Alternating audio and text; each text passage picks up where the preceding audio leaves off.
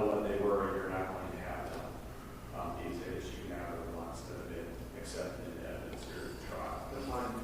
Okay, does that work for you? It does, Your Honor. Yes. All right, and then I want to make a really brief record on something else, just so your appellate record is just can be.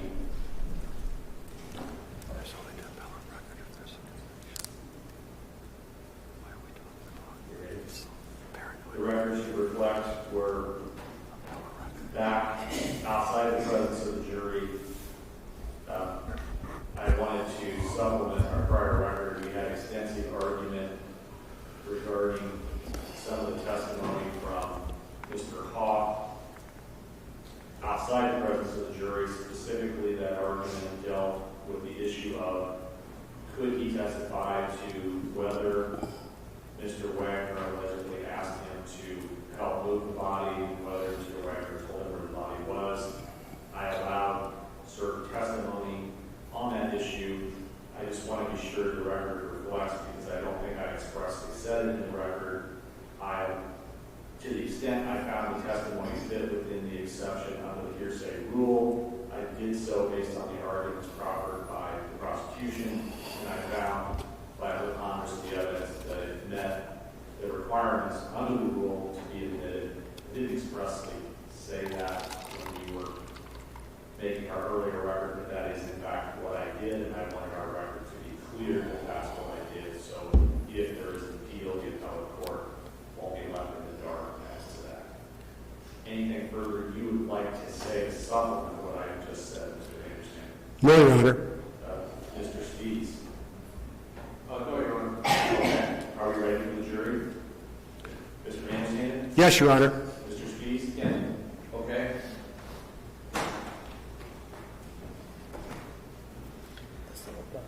That keeps the one backstair. We'll end it on my face.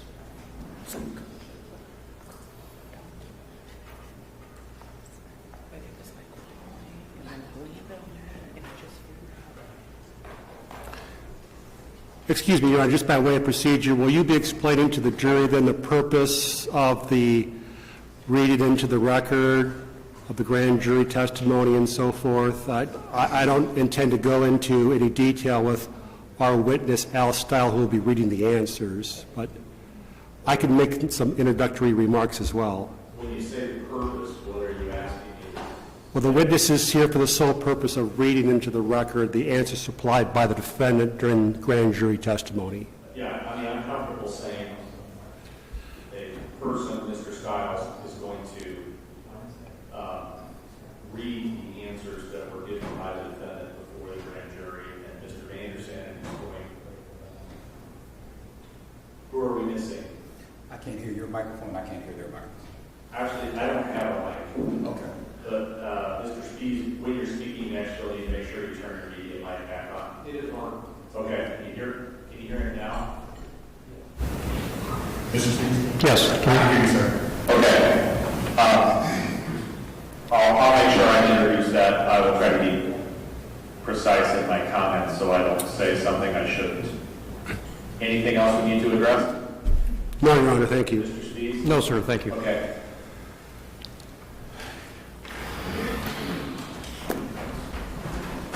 All rise.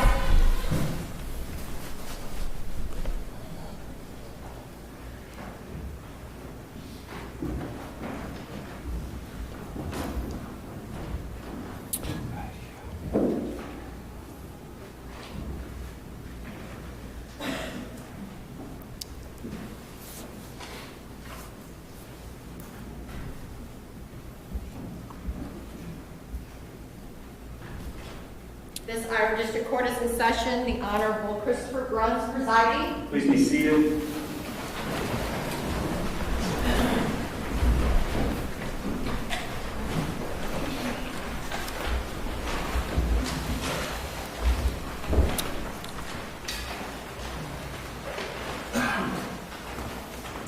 Welcome back, ladies and gentlemen. At this time, the prosecution is going to present testimony rendered by the defendant before the grand jury that had to do with these charges. reading a transcript to you. Mr. May understand it, will read all the questions in the transcript, and an employee of their office, house style, will come up to the witness stand. He will read the answers that the defendant gave to the grand jury. Are you ready to proceed, Mr. May understand it? Yes, Your Honor, thank you. If I may, I just wanted to note that the sworn testimony was given before the grand jury on October 30th of 2019. Is that agreed, Mr. Stees? It is, yes.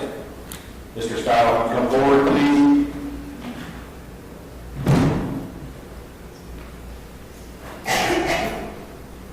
Go ahead and take a seat.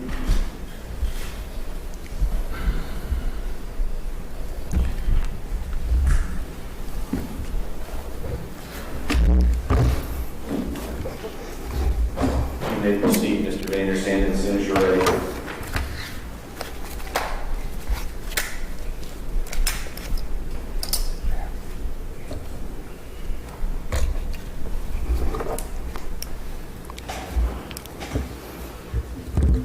Let's go back on the record and show today's date and that the Lynn County Grand Jury is prepared to reconvene and all members are present in the presence of the other parties for this morning's session. Our first witness this morning is Drew Blahnik, and she's going to swear you in now, and we'll go ahead and get started. Okay. And sir, why don't you start by stating your full name for the record and spell your name for the court reporter. Okay, my name is Drew Blahnik, and it's Drewblahnik.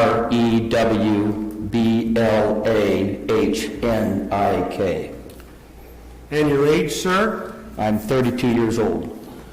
Okay, and Mr. Blahnik, do you understand why we've asked you to appear here this morning before the grand jury?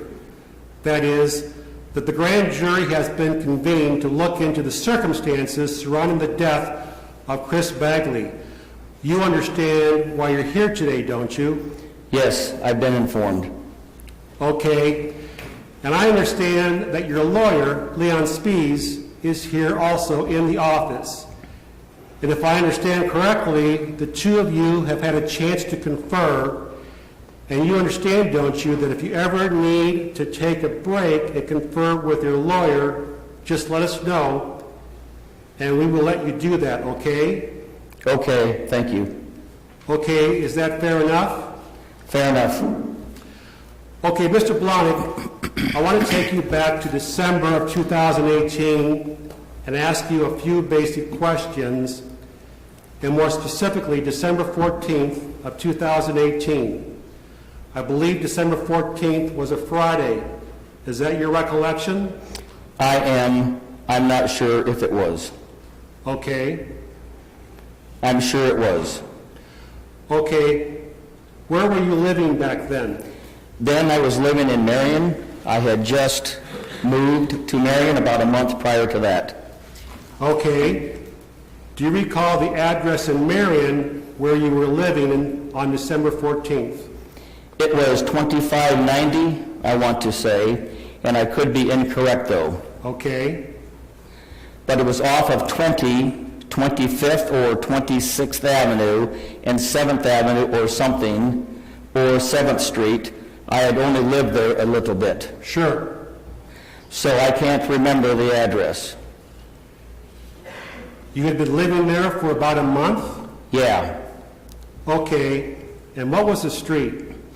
it was either 7th Avenue or 7th Street, and the across was 25th or 26th. And what kind of a residence? What was it, an apartment? It was kind of like a loft situation.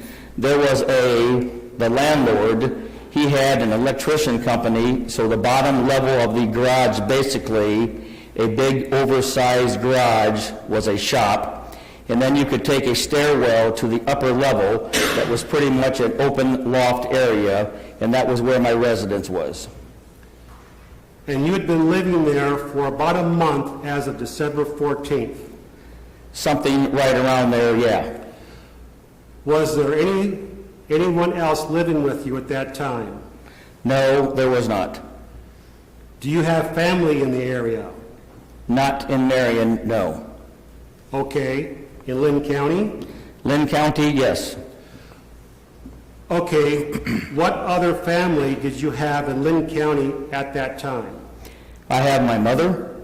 She lives over on the northwest side, and then my father is not in Lynn County, but he lives out in Walford, Benton County.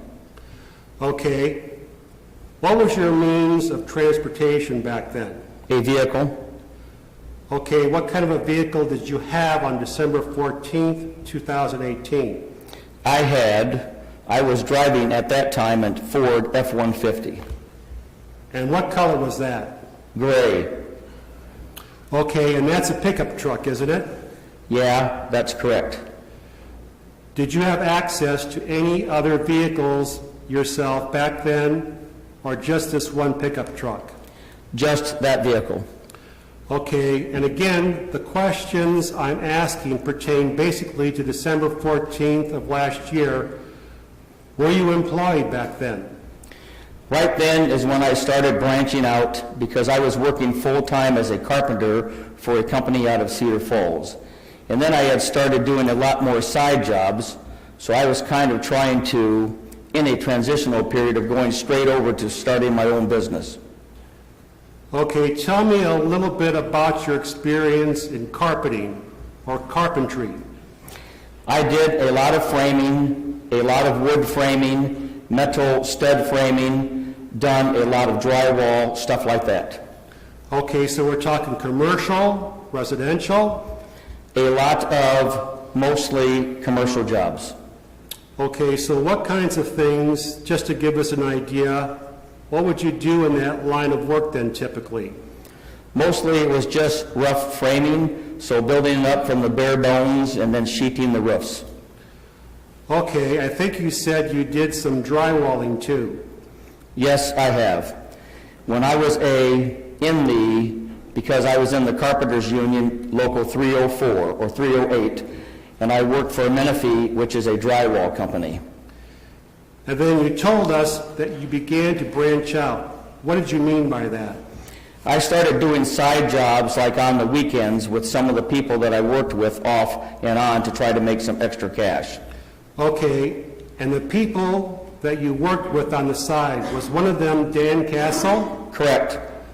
Okay, and if I understand right, back then Dan Castle operated D&D Concrete. Yes, and he was part owner of that. How long did you work with Dan Castle through D&D Concrete?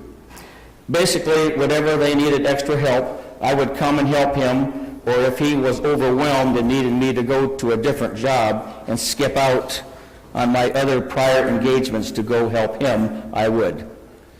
Can you give us an idea about how often or how frequently you worked with Dan Castle and D&D Concrete? Probably a couple times a month, maybe. Okay, and what kinds of concrete projects would you work on through D&D Concrete with Dan Castle? We'd do anything from sidewalks to like steps, stuff like that, mostly just flat work. Okay, and could you give us like a time frame of how long you were doing this concrete work with Dan Castle? I've been working with him off and on for a few years now because we both worked for another employer together prior to that. Doing concrete work? Yeah, and carpentry. And who was the other employer? The owner of another company, Nash Randall Remodeling. Okay, It was Nash Brown. and you were doing concrete work for that outfit as well? Not at that time, but I have in the past. Okay, can you give us an idea maybe, if you could frame it in terms of years, how many years of experience would you say you have in the realm of doing concrete work? Maybe 5 years. Okay, and I assume you performed a lot of concrete jobs, different projects during that 5 years. Correct. During that 5 years of doing concrete work, had you ever worked also with a Drew Wagner? Not firsthand, no. Not with concrete? Not with him. Okay, you never? It was always usually with Dan. Okay. and then he would send Drew Wagner off to go do demolition. Okay. During all the experience that you had doing concrete work with any outfit that you were with during that 5-year time frame, do you recall ever using a device like a ground warmer or a ground thawer to prepare the surface to lay concrete? No, we used concrete blankets. Okay, but did you ever use a ground warmer? Negative. A device that, No, sir. okay. And so you never used a ground warmer during the time that you did concrete work. Is there a reason for that? I mean, is there a reason why? Is it difficult to pour concrete at a time when the ground's frozen?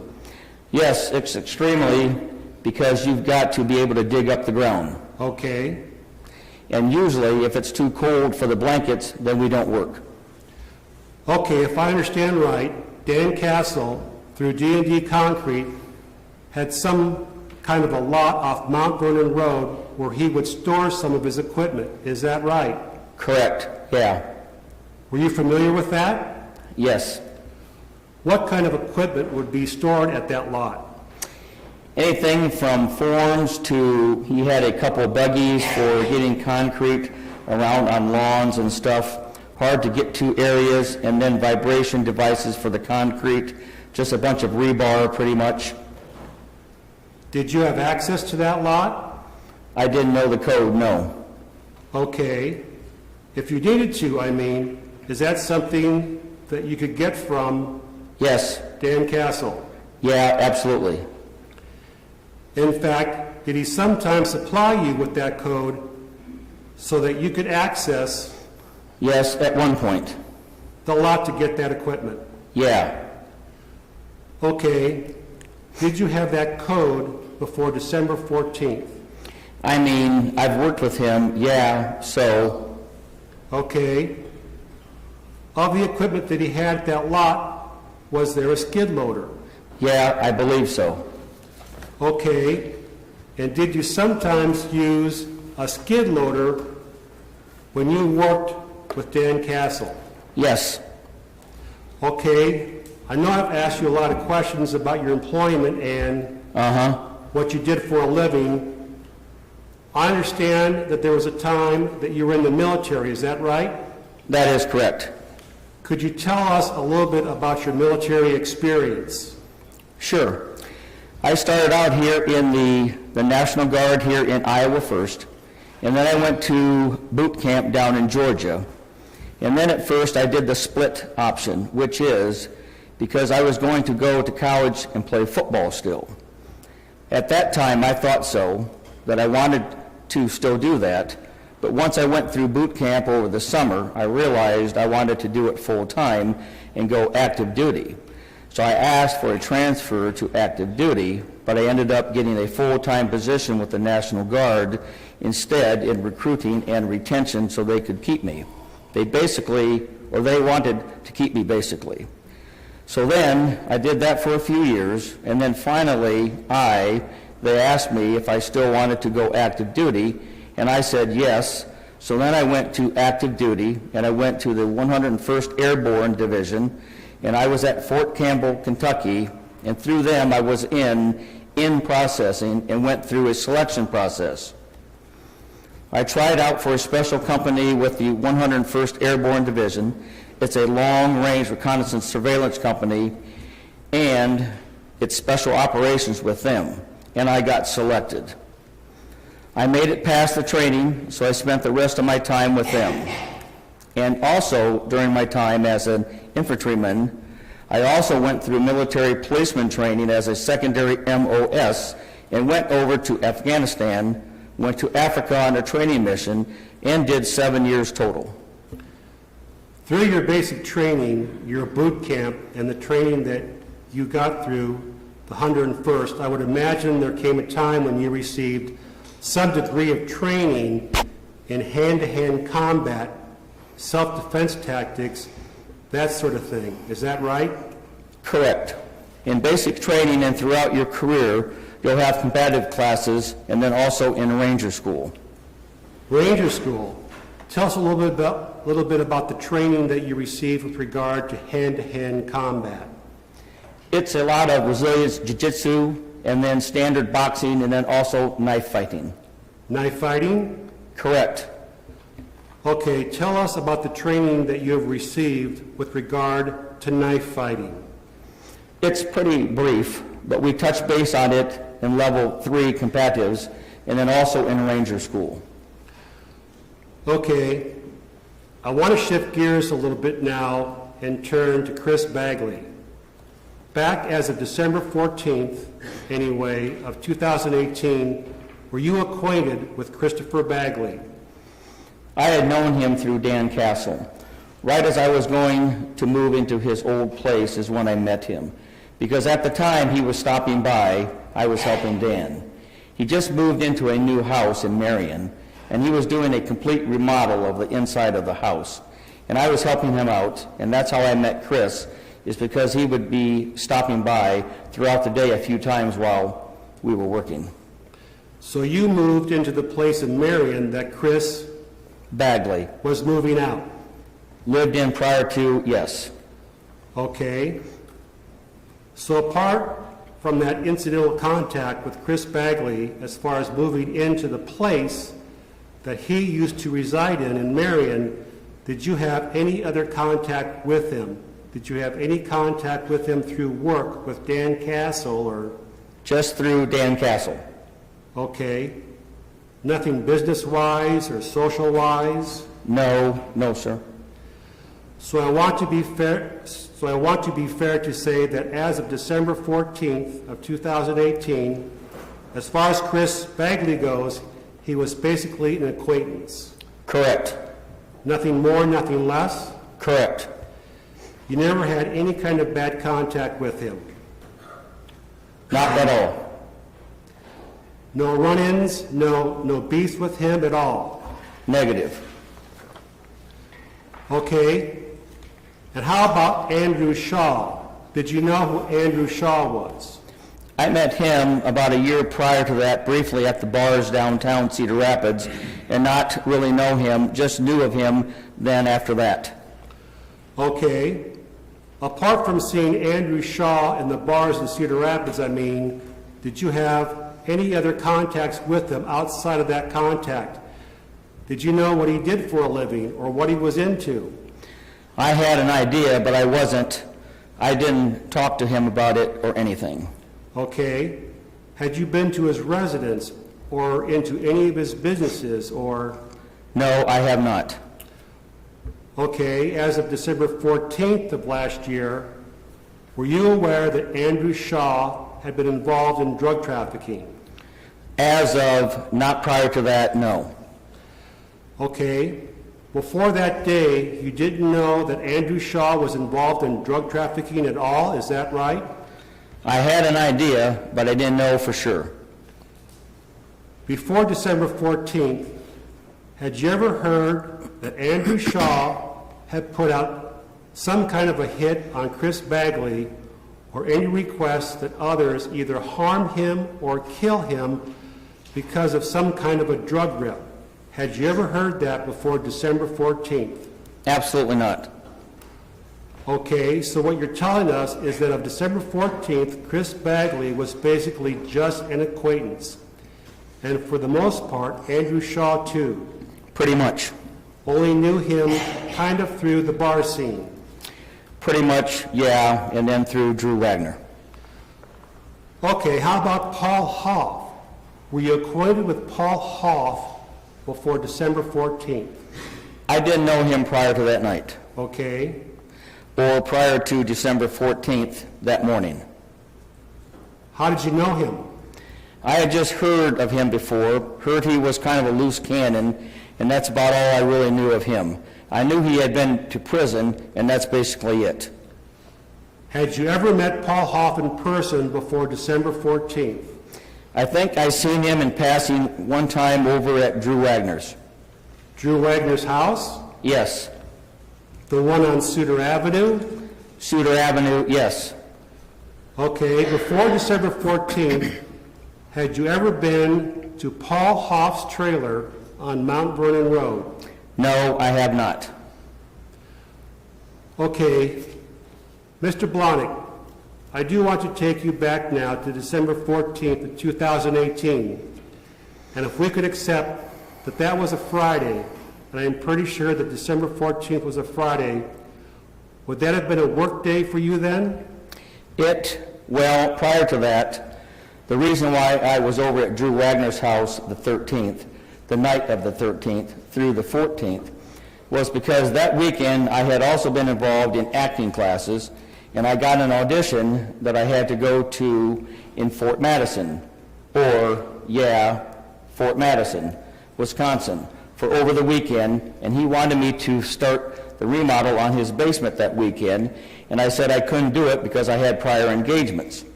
So we had agreed that I would work all through the night on the 13th to get that project started. Okay, So I wasn't planning on working Friday during the day, and then I was going to take off for Fort Madison, Wisconsin.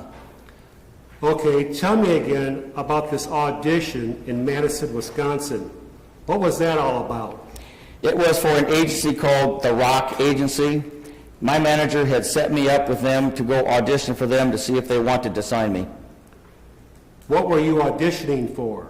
It was just doing my own monologues that I prepared in front of them, and they video record it, and then they send it off to corporate and decide whether. Okay, I had done 4 or 5 other auditions back and forth from here in Chicago prior to that.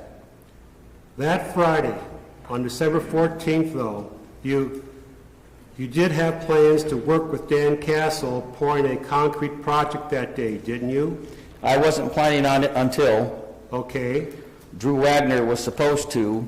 Those two were supposed to work that day, and then when everything went down, Drew Wagner wanted me to work for him, basically, is what it was. okay. If Dan Castle were to say that on December 14th, he had planned for you to assist him in a concrete project on Beaver Avenue, would he be mistaken then? He would rather me work with him than Drew Wagner, but I wasn't planning on doing it, but they talked me into doing it. Is it possible that Mr. Castle wanted both of you to work with him on this concrete project? That could have been possible, yeah. Okay. And I think you were telling us that you were doing some remodeling work at Drew Wagner's. Drew Wagner's, yeah. I had started in his basement, adding a spare bedroom in the basement, and then also there was a sink and a shower and toilet in there, so he wanted me to enclose it, the shower, and then also a bathroom. Okay. When did you start working on that project? On the 13th of December. Okay, so you were basically just staying there while you were working on this. Basically overnight, because he said he wanted to get a jump start on it, and I said like I said, I had to be gone for the weekend, so I wouldn't be able to start it over the weekend, so I got a big jump on it that night. Okay. When were you supposed to go up to Wisconsin? On Friday night or Saturday morning. Did you have a choice? I mean, did it matter? The audition wasn't until Sunday, but I wanted to get up there ahead of time to kind of relax and practice my monologue. Where were you going to stay? I had never been to Fort Madison prior to that, so I was just going to find a hotel nearest the location of where I was going to do the audition. And where actually was the auditioning going to be held? It's a little, Monona, I think it's called. It's a little, like, suburb outside of Madison? Fort Madison. Madison, Wisconsin? Or Madison, Wisconsin, sorry. Okay, sure. So the audition was on Sunday, so you could have gone up on Saturday if you wanted to. Yes. Okay. So it would have been possible for you to do this concrete project on Beaver Avenue on Friday, that is, if Dan Castle was able to prevail upon you to help him. Is that right? Yes, which I did end up doing it with him. Okay. Going back to this remodel at Drew Wagner's, You were there, I think you said, on Thursday, Thursday, yes. December 14th? That would have been the 13th. And then did you just stay overnight and continue Yeah, I worked. working there? Worked all through the night, and then that's when we ended up going over to Paul Hoff's. Okay. Did you have some tools with you? Yeah, I had. I just brought my hand tools because he had said he had all the electric tools that I would need. So I started, but he only had a sawzall, which if anyone knows what a sawzall is, that's not good for new construction, it's just good for demolition. But I didn't know that prior to going over there. So I was asking him if he could go get a saw or a circular saw from someone, and that's when he had talked to Paul Hoff, because I knew he had bought tools from him prior to that, and that's when he decided to go over there. Okay. Tell us a little bit about your association with Drew Wagner. How was it that he came to ask you to do some remodeling work at his house? He had known that I had done a lot of carpentry in recent years, so that's why he had asked me to do the remodel. Before that, I mean, were you friends, or how would you describe your relationship? His cousin was my best friend. He passed away now, but it was kind of after he died. Then I started hanging out with Drew Wagner a little bit, off and on. And what was the name of his cousin?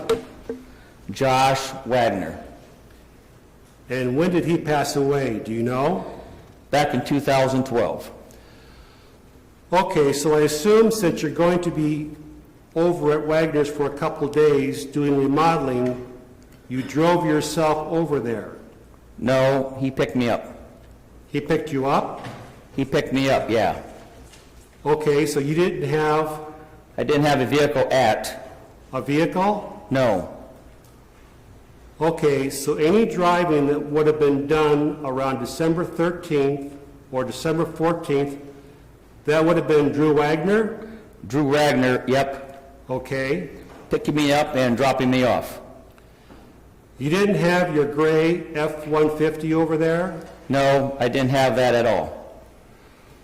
Okay. Now I do want to shift some gears, and I'm trying to understand now how it came about that you and Drew Wagner went over to Paul Hoff's during the early morning hours of December 14th. So basically, from my understanding, Paul Hoff called him first, and that's, I had been asking about a circular saw prior to that, and he said he called him back and asked if he had some tools over there, which he said yes.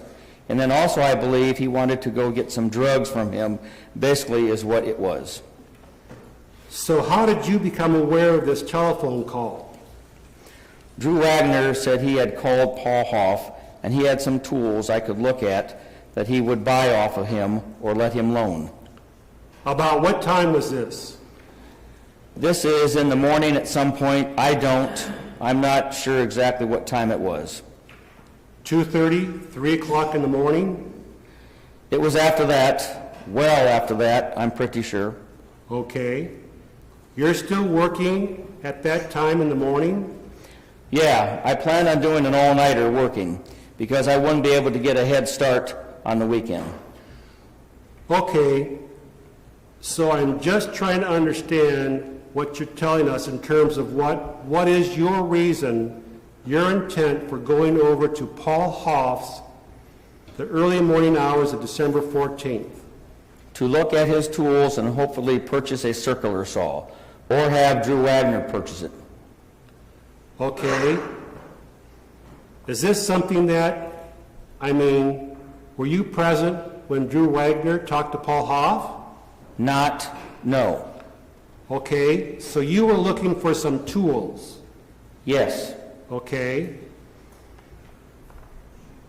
because I had been asking him in the hours prior to that. I'm trying to understand, I guess, why you wouldn't have those tools since you've been in construction for so long.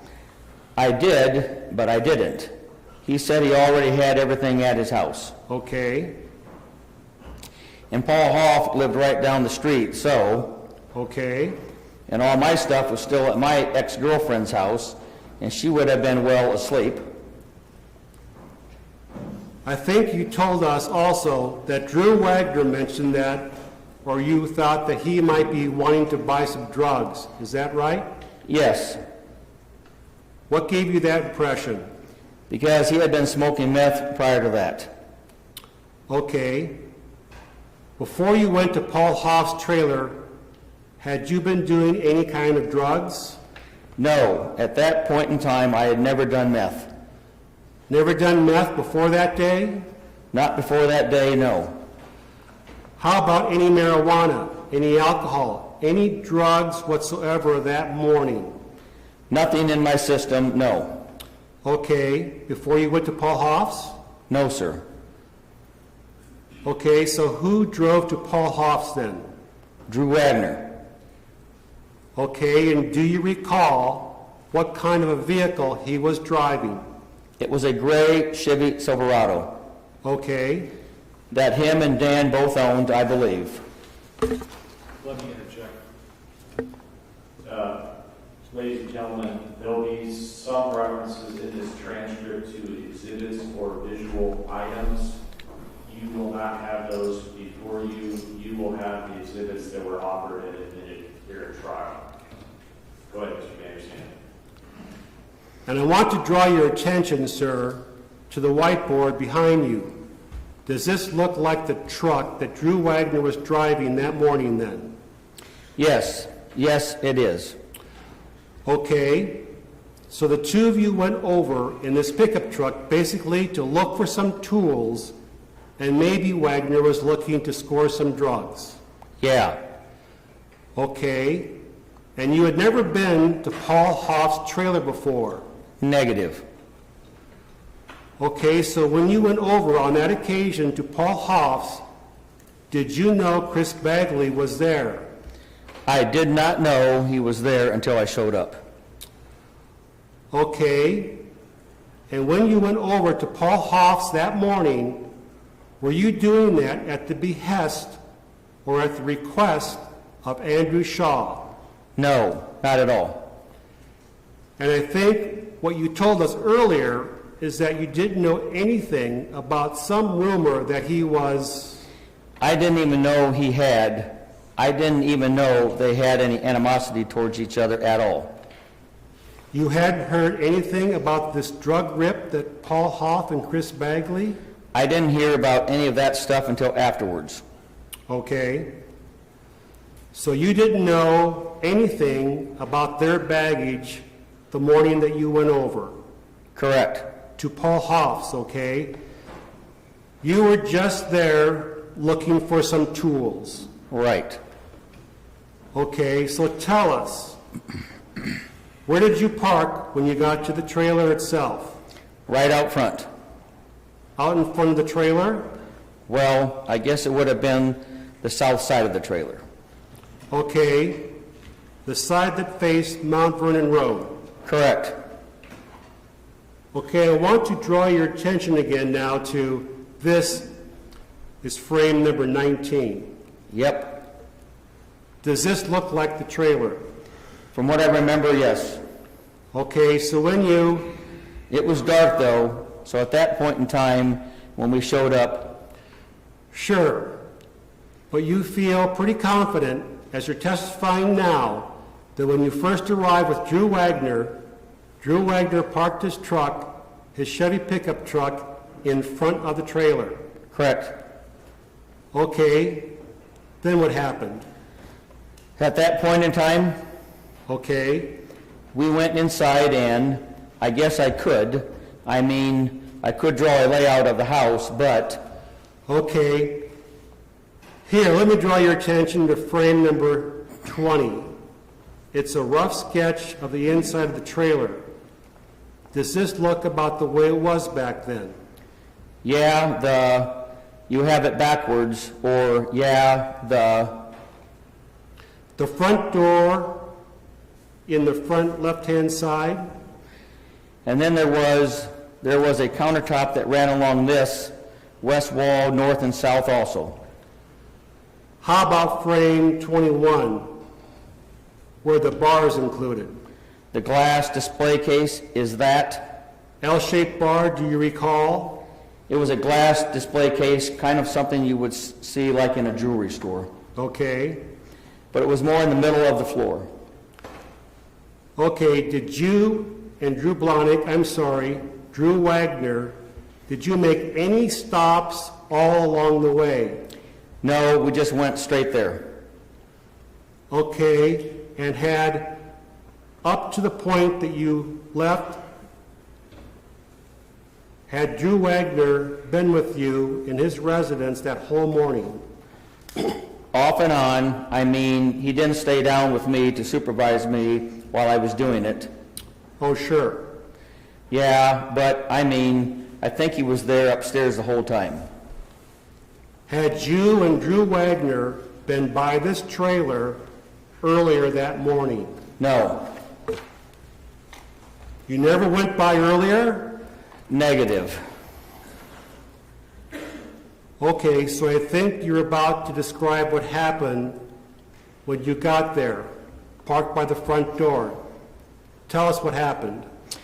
So basically, we went inside and he had, so this bar was in the middle, and there were some stools sitting along here, and Chris Bagley was right around here, and I ended up taking a seat on the stool that was right in front of the display case, and he had all of his tools over here against this wall, and basically just sat and bullshitted basically with Chris. And when Drew Wagner was talking to Paul, and then after they got done talking, Drew Wagner started talking to Chris Bagley about a gun that he had purchased from Drew Wagner, and he still owed him some money on it. I think it was an AR-15 that he bought from him or something. And at that point in time, they had started arguing about it. And then Chris took a step toward Drew Wagner and was getting highly agitated, and Drew Wagner at that point in time was trying to talk him down a little bit and was saying, hey, we'll figure it out tomorrow, because it looked like Chris Bagley was pretty high at the time and pretty aggressive. So he kind of tried to talk him down from it, but at that point in time, Chris Bagley stepped forward and pushed Drew Wagner with both of his hands, and that's what started the wrestling match. Okay. And then at that, they were both standing up, and If you could, I'm sorry to interrupt you, but this confrontation that you were starting to describe between Chris Bagley and Drew Wagner, where was this occurring? so basically this was happening right in this area, and there was no fridge and no stove right there. There was a countertop that ran this whole length. Okay. In front of the window that came out like 2.5 feet, and they were arguing and started wrestling right here. And I was sitting on the stool, so I looked to my left and was actually getting up to go break it up at first, and then right when I got to them, Chris was here facing south, and Drew Wagner was here facing north, and I was approaching them. Where is Paul Hoff at this time? Paul Hoff this bar was right here, and he was standing over here at this point in time. Was there anyone else in the trailer? Negative, no. Okay. Before you went over there that night, were you in possession of any weapons? No, I was not. You didn't have a knife? I had my concealed weapons permit. Okay. But at that time I was working, so I didn't have anything on me. So you didn't have a knife and you didn't have a gun? No. The knife was presented. It was sitting on top of this display case, Okay. along with like 3 other knives that were sitting there. Okay. Before I ask you more questions about this confrontation, you did have knives back then, didn't you? Yes, I do have knives. I didn't have any guns at that time, so I usually always keep knives around. Okay. Was it ever your practice or your custom to carry knives on your person? I would, yes. Okay. And where would you typically keep them when you did that? On my side, on my hip. Would they be in a sheath? Yes. Okay, I want to draw before we get back to that, the diagram. Do you recognize what's depicted in these photographs? Yes. And what do we see here in these photos? It looks like a knife on the bed and then a knife in the center console. Okay, and the bed, would that be a bed in your residence? Yes. And the console, would that have been your F-150? No. That was the Chevy Silver or Chevy Suburban. Okay, But yes, I recognize it. okay. Are these the kind of knives then that, when you did have them on your person, are those the kind of knives that you would typically have on your person? Yes, it looks like one of them. Okay, but you're saying that the night of December 14th, when you went to Paul Hoff's, you didn't have a knife on your person? No, I did not on my person because I was working. Okay, now we're back to the diagram, frame number 21.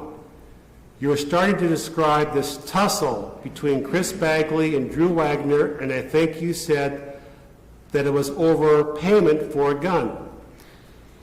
Payment for a gun. I wasn't sure if it was a handgun or an AR-15 because I heard them mention both during the argument. Okay, now Drew Wagner, he's a pretty big fellow, isn't he? Yeah, he's pretty big. Would you say that between the two of them, him and Bagley, I mean, he's a lot bigger than Bagley, right? I'm not sure what they both weigh, but he's taller. I'm not sure. Okay, well, you were there. You saw the two of them. How would you compare them physically? Wasn't Wagner a lot bigger than Bagley? Yeah, he was bigger than him. Okay, I think you said that Chris Bagley was the first to initiate some physical contact. Correct. Is that right? Yes. He shoved him. He shoved him with both his hands, yes. And what did Drew Wagner do in response? That's when they both just started wrestling around, but they were standing up at the time, and I know that. There's a wall that everyone keeps saying that he was pinned up against, but that is incorrect. It was actually this, the countertop, that obviously he ripped out after the fact. Chris Bagley's, his right buttock, and his right leg ended up back up against it, and Chris Bagley was using that as leverage against Drew Wagner, is what that was. And then, that's when I came over to try to break it up at first, and then that's when I seen Drew, or Chris Bagley, reaching back, and Drew Wagner yelled, "Gun, gun," and I took a step back. At that point in time, I didn't see that he had a gun, but I knew he carried one on him, and I took a step back, and that's... And I'm sorry to interrupt here, but how did you know that Chris Bagley carried a gun? because I had seen him prior to that with the gun, the same gun that I seen that night at Dan Castle's. He was showing it off because he had just purchased it or something. Okay, well, that doesn't mean if a person has a gun on one occasion, that doesn't mean that they always carry a gun, does it? Well, Dan had said that he always has guns on him. Okay, so the two were still up front at this point, is that right? Correct. And you were saying that Chris Bagley was reaching for a gun, Yes, absolutely. and where was he reaching? Into his back waistband or back pocket area. I was on the opposite side of him over here, looking this way, but I seen him reach back, and at first I didn't see it, and I took a step back when Drew Wagner yelled, "Gun, gun," and that's when I seen the top. It's a top. It's like a chrome-plated top of a receiver to a Ruger that he had, that I had seen prior to at Dan Castle's. So you're saying that Drew Wagner yelled out, "Gun, gun," Correct. is that right? Yes. And you're saying that you saw it, is that right? Yes. Okay, and, After I took a step back, I didn't at first. okay, but you're claiming you saw where Chris Bagley produced a gun. Absolutely. Is that right? 100% sure, yep. Where did he produce it from? From his back waistband or his back pocket. Okay, and what was he wearing then on that occasion? I can't recall. Something with pockets, though? I'm assuming, I don't know. He was wearing pants, I know that. Is it possible he was wearing sweatpants? I don't know. Okay, so, but you said that Drew Wagner yelled out, "Gun, gun," and you saw Chris Bagley reaching in that area. Did you actually see? You claim that you saw a gun? Yes, I saw him, and he was grabbing he didn't have it fully around yet. He was grabbing the butt of the gun, and he had it pinched like this, basically trying to bring it up, and while they were still wrestling, so Drew Wagner had his arms wrapped around him and trying to wrestle him away. I'm trying to understand the way you're claiming things went down. It sounds to me like they were in just a bit of an argument over payment for a gun, and that Wagner was assuring him that he would receive some kind of payment. I'm trying to understand why there would be, first of all, any kind of confrontation at all, let alone one that Because Chris would reach for a gun. Because Chris Bagley was extremely high, and he said he didn't owe him any money for the gun. Okay, And Drew Wagner said he did still owe him, so that's what they were arguing about. okay. So I think I interjected when you were describing Chris Bagley producing a gun. What happened after that? When he produced the gun, that's when this display case was closer out here in the middle, and there was 3 knives sitting there, and that's right when I reached for the knife, and that's kind of when my muscle memory kicked in. Where were the knives at? They were sitting on the display case. Describe this display case for me. It was a clear glass display case like you would see in a jewelry store or something like that. And there were 3 knives just sitting out? Yeah, he had all kinds of paraphernalia and knives laying out there at that point in time. Describe these knives for me. Just all fixed blade knives, pretty large in size. That's about it. Were they in sheaths? 2 of them were, 1 was not. Which one? The closest one to me at that point in time was in a sheath when I grabbed it. So you had to pull it out of the sheath. Yeah, I flipped it off. Okay. Was this a straight edge, fixed blade? It was a fixed blade. I think it was a Bowie knife with a serrated back edge. Was it curved? It might have been curved tip, yeah. Okay. But the blade itself, was it a straight blade, curved? Straight blade. Okay. And where again did you say this display case was in relation to where Bagley and Wagner were? It would have been just east of them. They were right here. And then the display case was right here. Still in the same L-shaped formation, but right in the middle. And then there was like stools sitting in front of it. And where were you in relation to Wagner and Bagley when they were having their wrestling match and you saw Bagley reaching for the gun? I would have been just to their southeast. Those 2 would have been positioned right here. I would have been 1 pace back and 1 to the right. So roughly how many feet away would you have been? When it first started, probably 4 feet. But then, when you claim that Chris Bagley was reaching for a gun, how many feet away would you estimate you were? 2 feet away. And then how far away were the knives? The knives were just to my right, probably 2 more feet. Okay, so actually, the two of them, they were closer to you than the knives were. Is that fair to say? Right in the middle. Okay, seeing that there was a person claiming Bagley was trying to produce a gun, wouldn't it have been a lot, if that's the way it went down anyway, quicker to go over and prevent Bagley from doing anything with that gun? I'm thinking that anyone with your kind of training, you could have, it would have been a lot more quicker, a lot more direct to go over there and just do something about the gun rather than go in another direction and try and pull a knife out of a sheath. I felt safer going for the knife since I was outgunned. I'd say since he had a gun to produce, I felt safer with my abilities to be able to grab a knife and subdue him or incapacitate him with a knife rather than with my hands trying to.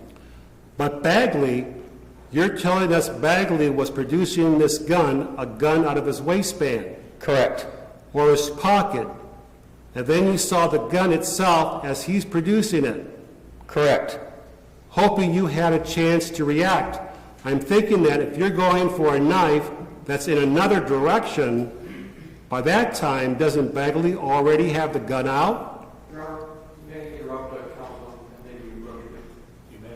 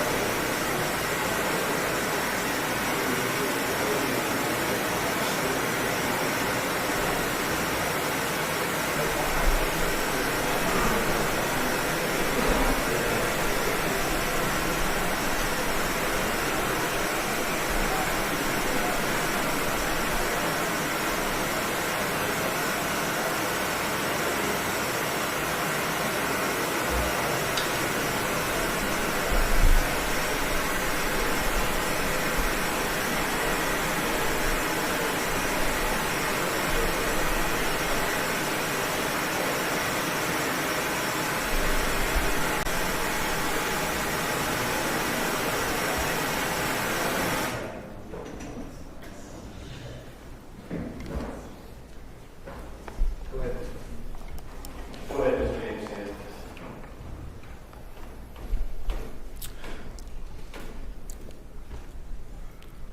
Hoping you had a chance to react.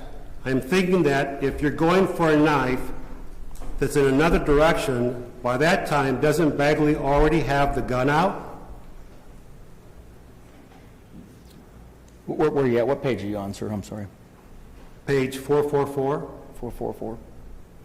line 11. Gotcha, thank you. At that point in time, they were still wrestling, and like I said, when he first grabbed it, he had it pinched. He didn't have his finger on the trigger yet. Okay. He was darn close, though, wasn't he? I mean, if he's pulling the gun out of a waistband, he's pulling the gun out. But they were also wrestling, and he was holding his arm too. So he was trying to bring it up as his arm was being wrestled around. Okay. So that's what took, all this went down within 3 seconds. Sure. I guess I'm trying to think through this, and I know it happened quickly, but if someone's pulling a gun up, I'm just thinking the natural reaction, if you're trying to intervene, is you'd go for the gun rather than going another direction, try to pull a knife out of the sheath and then double back, then go after the person who's got the gun. By that time, I mean, it sounds to me like it might be too late. The person with the gun, especially if they see you coming with the knife, might turn the gun on you. He had that chance, didn't he? Well, yes, he did, but I'm also trained and fast, and I knew the knife was there prior to that, so when he said gun, gun, gun, my first thought was to go grab the knife right away, so I took a step back, and then as I was already going for it, I seen the gun, and that's when I grabbed it, and like I said, I didn't have to go like this, I just flicked it off of it, so it was one quick motion. Did anybody grab for the gun? Drew Wagner was trying to, or he was wrestling with his arm, trying to keep his arm down as he was trying to produce it up. So Drew Wagner would have seen the gun too, since naturally I think you're telling us that. I figured he saw it, yeah. Drew Wagner yelled out, was the one who yelled out gun, gun, gun, right? Yeah. What's Paul Hoff doing during this time? I have no clue what he was doing. I don't know if he was still in this area, because I know after it was all said and done, he was still in that area right after the fact. So I don't know if he was just standing there watching or what was going on with him. But as far as you know, Paul Hoff would have been in a position to witness this whole thing. Yes. Is that fair to say? Yes, absolutely. So tell us then what you did with that knife after you flicked off the sheet off. Right then is when I ended up stepping forward and, muscle memory, and I just attacked him at that point in time. Okay, and what do you mean when you say you attacked him? I stabbed him. Okay, and where did you stab him? I remember stabbing him in the side, and then stabbing him in the neck. Do you recall the sequence of the stabs? I mean, as you sit here today looking, The body first, and then right as I was going up, then to the neck. is that how you're trained? Yes, take out organs or the neck. Okay, you go for the vital regions first with the knife. Correct. Do you recall how many times you would have stabbed Chris Bagley? I just learned the other day, actually. Who told you? My attorney. Didn't you know, though? I didn't. I mean, you're the one who did the stabbing. I thought it was only 3 to 4, but I found out it was 11. Okay. Do you know where you stabbed him apart from the side and the neck? I just thought the torso and the neck. Okay. I assume that it was your intent when you did that, I mean, to kill him. You weren't trying to wound him, were you? You were trying to kill him, weren't you? I was trying to incapacitate him to where he couldn't produce the gun, basically. Well, your intent was to kill him at that time. Would that be fair to say? I was just trying to stop him, basically. When you stabbed him in the neck, didn't you think that was going to produce death? I wasn't thinking at that time. That was just muscle memory kicking in, basically. Okay. These stabbing motions with that kind of a knife, I mean, you meant to produce death, didn't you? I mean, you're not trying to wound him, are you? I know you say incapacitate. I meant to put him down. That's what I've been trained to do, is put them down to where they can't shoot at you anymore or anything like that. And whether you stabbed him 11 times or 13 times, I mean... I was trying to inflict the most pain as possible in a little amount of time. Okay. So he could not produce the gun. Or pain or death. But you were trying to kill him, weren't you? I mean, I was trying to stop him. In my head, I wasn't thinking, I'm going to kill this guy. Absolutely not. well, I mean, the first time you stabbed him in the side, was he still trying to produce the gun? Yes, I think for the first time he was. He wasn't trying to fend you off? He was still trying to produce the gun. So at that point in time, that would have been his only option, because it was a point of no return at that point in time. Wasn't Drew Wagner still a holdup? He was still trying to wrestle with him, yes. Okay, so I mean, at this point, Drew Wagner's still in the picture, right? At that point in time, yes. I mean, he's holding Chris Bagley Yes. as you're stabbing him, right? Yes, and I think I ended up stabbing Drew Wagner in the hand or nicking his hand during when he was holding on to him. And the reason why that happened, I'm going to assume, is because as you're stabbing Chris Bagley, Drew Wagner still got a hold of him. Correct. Still trying to get the gun or wrestle his arm away. Okay, and that's how you think that Drew Wagner got that laceration to his hand. I believe. He was right there, right? I believe so. That's when I think I accidentally got him in the whole commotion. And the knife that you used that night, are you sure that it wasn't your knife? Yes, that was up on that. Are you 100% sure? 100%. Okay.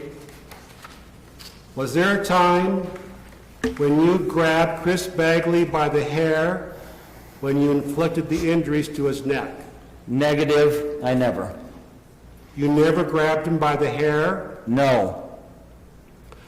Okay. How did Chris Bagley react to this? I mean, was there ever a time where he said something or tried to retreat or... He never said anything, and like I said, it was pretty quick. So then he was stabbed in the neck, and then that's when he fell to his butt and then fell backwards onto the ground. Whether there were 11 stab wounds or 13, did you inflict all these when Chris Bagley was upright, or did you continue to stab him as he went down? Upright, and a little bit on his way down, I believe. So even as Chris Bagley's falling to the floor, you're still stabbing him? Yeah, Is that right? because I didn't know. I was just stabbing him until I saw the gun fall or whatever, and then he fell first. So what happened to the gun? Basically, when he fell down, I had dropped the knife, and then kind of coming to and like realizing what had all transpired, and the gun was to his right, and I had stood up and kind of walked back here, paced back there, just kind of in shock of what had happened, and I could tell Drew Wagner kind of was the same way, but he was standing over here. By the time I came back, Paul Hoff had come from behind the display case and was crouched over next to Chris Bagley's body, and he was holding the gun. The gun that you claim that Chris Bagley had earlier? Yes. Okay. Did you ever see Paul Hoff armed with the weapon? Negative. Not prior to that. Okay. Anytime that night, did you see Paul Hoff in possession of any kind of a weapon? Not until he had Chris Bagley's. Okay, so I assume at this point, Chris Bagley is completely incapacitated. Yes. He's dead. Is that fair to say? Yes, there was no movement. So tell us about the discussion about what happened after you've got a dead body there in front of you. Well, right when I was like, okay, I came back from pacing from the back room, and I had my concealed weapons permit, so I was like, all right, we need to call the cops right now. And then that's when Paul Hoff pointed the gun at me from a crouched position, and I wasn't any, I didn't have the knife anymore or anything to defend myself, and he said, I've got too much shit in my place. I'm not going to, we're not calling the cops. Okay. And I don't know what shit meant, but I want to ask you again about this call to the cops. Who did you say that to? to Paul Hoff. Okay. And Drew Wagner too? Yeah, he was in the room, but I was directed towards Paul Hoff. So Drew Wagner would have been in a position to hear this, though. Is that right? Yes, And Paul Hoff as well. yes. Okay, tell us why it was that you wanted to call the police at that time. Because in my eyes, it was self-defense. And I had my concealed weapons permit, so I had been entrusted to make that decision. And who stopped you from calling the police? Paul Hoff did, And how did he do that? by pointing the gun at me. This gun that you say that Chris Bagley had? Correct. Okay. And what did he say to you? He said, I've got too much shit in my place. We are not calling the cops, but I don't. I never asked what that meant. I'm assuming drugs and illegal guns or whatever he had, but I don't know for sure. Okay, so if I understand you right, what you're telling us here under oath is that as soon as the stabbing was over, your first inclination was to call the authorities Yes, because in your mind it was a case of self-defense. yes, Okay? no question. But it was Paul Hoff who kept you from doing that. Yes, Okay? And he did that at gunpoint. correct. Okay? So what happened next then? He had ordered Drew Wagner to go get the truck and pull it around.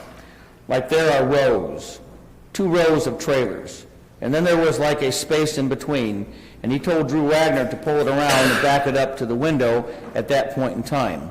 And that's when Drew Wagner left to go do that. Okay, so Drew moved the truck from the front to the back. Yes, How close was he able to pull up to that window? almost right up to it, like a couple feet off. Okay, and then what happened after Drew Wagner drove the truck from the front to the back of the trailer?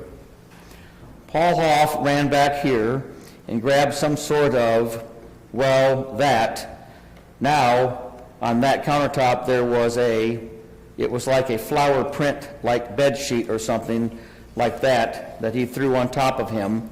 And he grabbed a piece of plastic from right over here, or something, and it was a clear plastic that he threw over the body. And Paul Hoff did this? Paul Hoff did this, yes. How about Drew Wagner? What was Drew Wagner doing at this time? Drew Wagner was still going to the back end. I'm sorry, Drew Wagner. Can you describe what Drew Wagner was still doing? Drew Wagner was still driving the truck around to the back, and Paul Hoff was doing that, and then he rolled the body onto the plastic, and then he dragged him from right here. His body was north and south, and he dragged him through that back bedroom to that window Okay, on the clear plastic. so Paul Hoff was doing this all on his own? Yes, he had dragged him back there real quick. Did you assist Paul Hoff in any way in pulling Chris Bagley's body through that trailer to get it through that window? No, I did not. After I had dropped the knife, I didn't touch his body from that point on. So you didn't do anything at all with Chris Bagley's body? No, because I was still telling him, I was like, hey, even after he threw him on that and was dragging him back, I was like, hey, it's not too late. We can still call the cops. It's not a totally fucked situation to say. And he kept saying no. And at that point in time, Drew Wagner had the truck backed up to the window and had the window open. But he was on the outside, so he was below the window, but in between the truck and the window. Okay, And Paul Hoff, I walked over right here, and Paul Hoff lifted up, like the upper part of the toe, like underneath his arms, and gave him over to Wagner, which was standing on the outside of the window, and he kind of shuffled him into the back of the truck at that point in time. And you didn't lend any assistance in this? No, I was standing right here. And then Paul Hoff said, "Go out this back door," Okay. and made me get into it was an extended cab truck. He made me get in the back of it. So who placed the body of Chris Bagley into the back of that pickup truck? Would have been Paul and Drew Wagner helping out. Okay. And you didn't have anything to do with that? No, I did not. Okay. So here's what I'm trying to understand. You're the one who stabbed Chris Bagley to death, but it was the other two who had nothing to do with it that moved the body, and you didn't participate one bit? Drew Wagner wasn't a willing participant either. It was more Paul Hoff running the show at that point in time because I didn't know what he was going to do with the gun. And that's kind of what I'm trying to understand. The two people you're claiming had nothing whatsoever to do with the death of Christopher Bagley are doing all the removal of the body, and the one person that did cause the death is just standing by and doing nothing. That's the part I'm trying to understand. It's not that hard. Is that what you're saying? I mean, I don't know what to tell you, I guess. Paul Hoff was looking at a lot of time in prison. If anybody came and saw, the cops came and saw anything in his apartment or his trailer because he had already been to prison before. Uh-huh. So I'm assuming that's why. I can understand why nobody would want to have a body found in their residence, Right? but I could also understand that somebody who played a part, I mean, the only role in killing somebody might also play a part in removing the body. And you're telling us that you didn't do anything in that regard. That's true. So what happens then when the body's placed in the back of the pickup truck? Drew Wagner, Paul Hoff told Drew Wagner to drive, and then it was an extended cab truck. Paul Hoff told me to sit on the far side, the window behind Drew Wagner, behind the driver's seat, as he climbed in and sat in the passenger seat. So Paul Hoff got into the truck too, is that right? Yes, correct. Was anything placed on top of the body? Any material or? I think he had like a piece of plywood or something in the back of the truck. Okay, was that placed over the body? I believe so. What? I mean, did you see someone put a piece of plywood over the top of I seen Chris Bagley's body? them put something over it. I think it was plywood. And did you see who did that? It was Paul Hoff. Okay, and you're telling us that Paul Hoff got into the passenger side in the front. Correct. So he left with you then, is that right? Yes, he left with both of us And where did you go? to Drew Wagner's house. Okay, did you go straight there? Yes, straight there. And tell us what happened when you arrived. Went inside, and Paul Hoff told Drew Wagner to get me a new set of clothes, and he took the clothes, and he took Drew Wagner's clothes, and then Drew Wagner we ended up switching vehicles into his green Nissan truck, and he dropped me off in Marion at my place, and then that's when Dan Castle came and picked me up. Okay, I'm trying to get an idea of how long you would have been at Wagner's after this happened, changing clothes and so forth before you were taken home. It would have been like 15, 20 minutes, because they had a talk upstairs, and I was kind of pacing around in the basement where I was working prior to that. So what happened with the body? It was parked in the back of the truck, as far as I know, still outside in the driveway at that point in time. Was there room in the garage to park the truck? I'm not sure if there was at that time or not. But the body was still in the Chevy pickup truck parked out in the driveway Correct. at this time. Yes. Okay, then who drove you home that morning? Drew Wagner did. And I don't know if Paul Hoff stayed at Drew Wagner's or if he went back to his place and then Drew Wagner dropped me off and said I would be working with Dan that day and he was going back with Paul. So are you saying you don't know if Paul Hoff stayed at Wagner's residence or not, or I know they went back, and I had heard little snippets throughout the following weeks that they tore everything up. Okay, I'm talking about that night though, when Wagner drove the body to his residence and parked in the driveway. Yes, I'm trying to understand about Paul Hoff that night, he was with. how he would have gotten home. I don't know. There was multiple vehicles always parked at Drew Wagner's. I don't know if Drew Wagner went back, if they both went back there at the same time or what. But Wagner drove you home. Correct, back to Marion. Okay. And you ended up going to work with Dan Castle at, Dan, yeah. Dan picked me up from my apartment there. okay. I assume back then you had a phone. Yes. Okay. Was there anything that would have prevented you from calling the police and reporting what had just happened?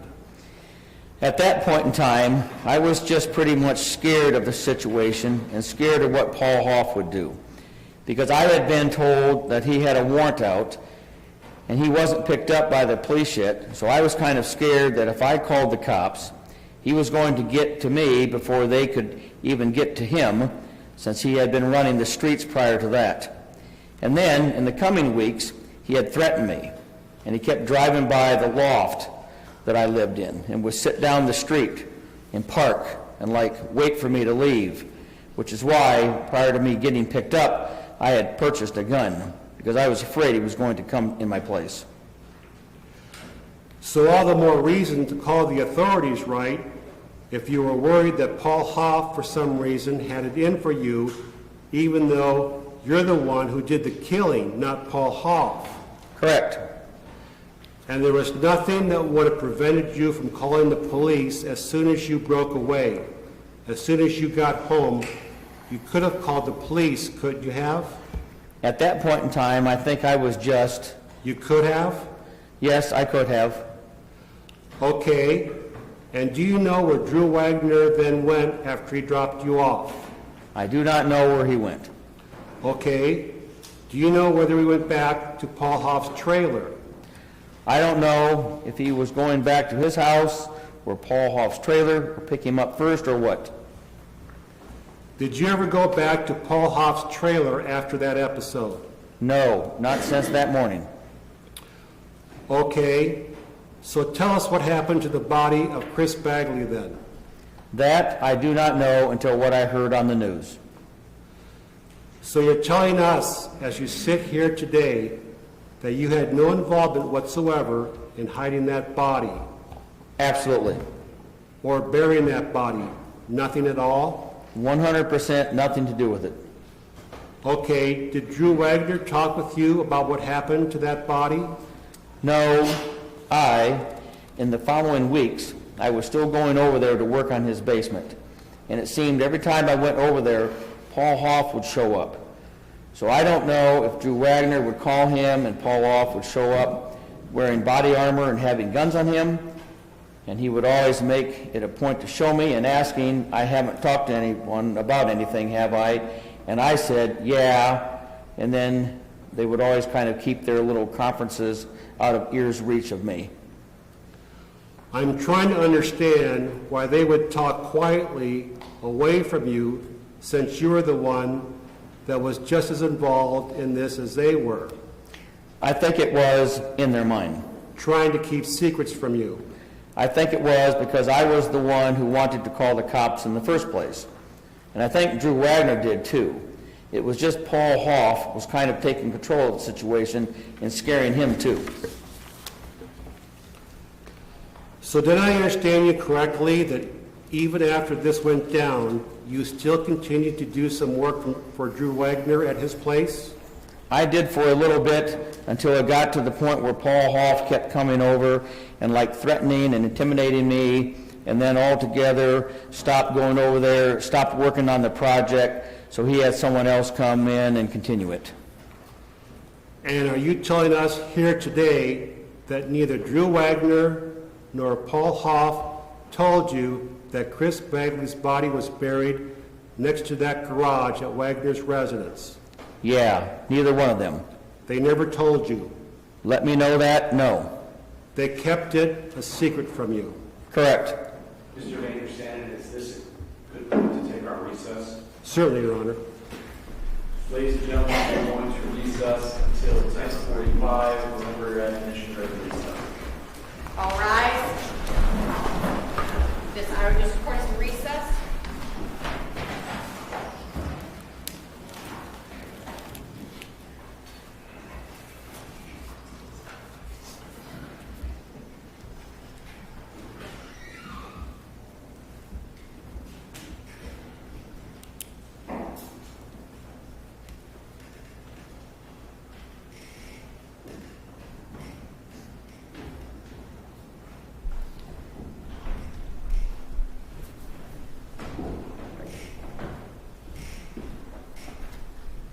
We'll be in recess till 10:45.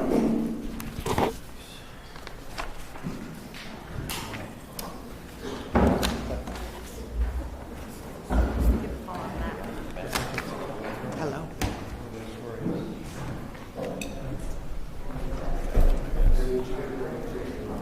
Okay. I'll make sure I put something where I'm supposed to be, where we're left off.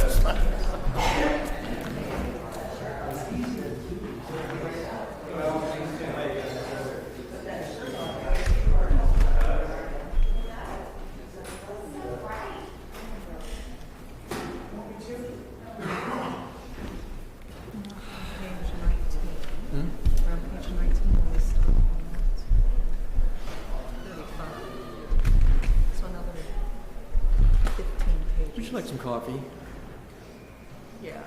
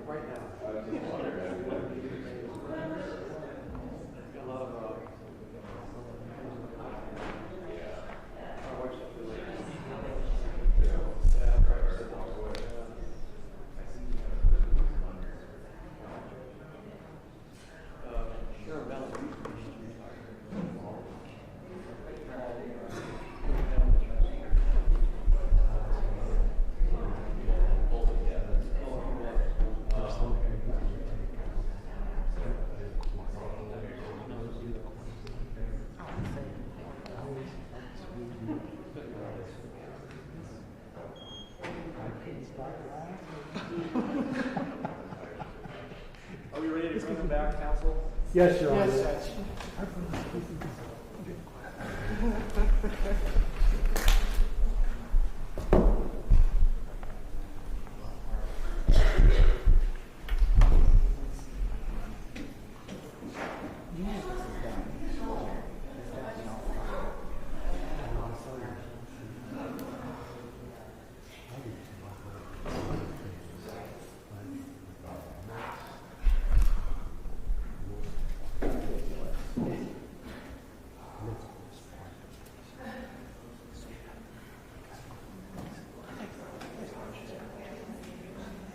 Jerry, am I correct? You're roughly halfway. I think we're a little past halfway, Your Honor. Al, you want to come on back up? Here.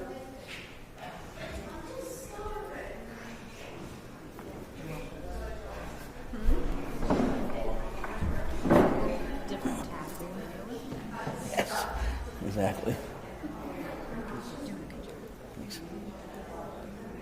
So we're going to separate this.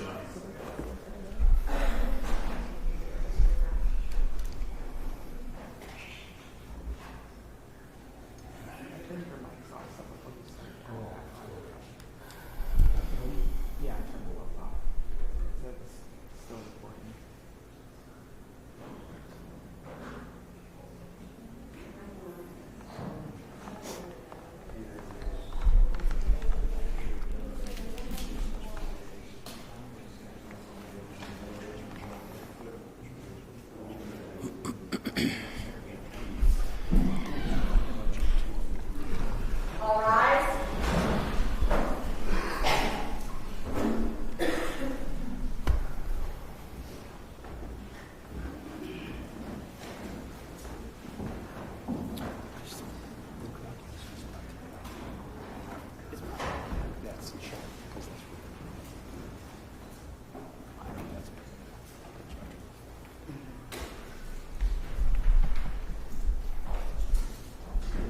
This Iowa District Court is back in session. Please be seated.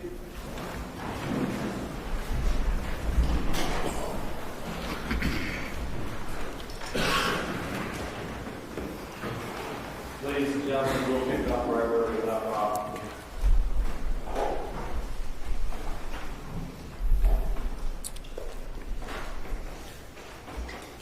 Bear with me just a minute here. We're talking a lot about Drew Wagner's residence. I want to bring it up. Okay. Here we're looking at frame number 79. Do you recognize that to be Drew Wagner's residence? Correct. Yes. On Cedar. Yes. Okay, in the foreground here, do you see that white skid loader? Yes, I do. Had you used that before December 14th? I've used it on job sites, yes, for doing concrete with them. Okay, and is that the kind of machinery that you might use to prepare the ground, I guess, to Correct. lay concrete? Yes. Okay, so you've moved ground with that, Yes. okay? That's what they're meant for. And where that yellow arrow is, that's approximately pointed to the area where Chris Bagley's body was buried. Are you telling us that before you learned about it on the news, that you had no knowledge that Chris Bagley's body had been buried there? Is that what you're saying? That's correct. And my assumption was that it was somewhere over by Paul Hoff's. Okay, when you were working on that project with Dan Castle on Beaver Avenue later on that day, on December 14th, did Drew Wagner come join you later that day? Yeah, he stopped by around, it would have been afternoon sometime. Was Paul Hoff with him? Paul Hoff was not with him at that point in time. And I assume at that time you were still on good terms with Drew Wagner, weren't you? Yeah, he's just a... Didn't you have some kind of discussion about what happened with the body? Didn't you talk about that? I didn't ask about the body. I told him about still what we should do against him, maybe call the cops, and he said that Paul Hoff was going to kill me if I said anything. But I'm right now asking about the body. You didn't ask any question whatsoever about where Chris Bagley's body was. As far as I was concerned, I didn't want to know anything else. Did you ever come to learn that Drew Wagner had arranged to rent a ground warmer? No, I did not. Had he ever talked to you about adding some kind of a concrete pad out near his residence at all? Had he ever talked to you about plans to do that? No. Okay.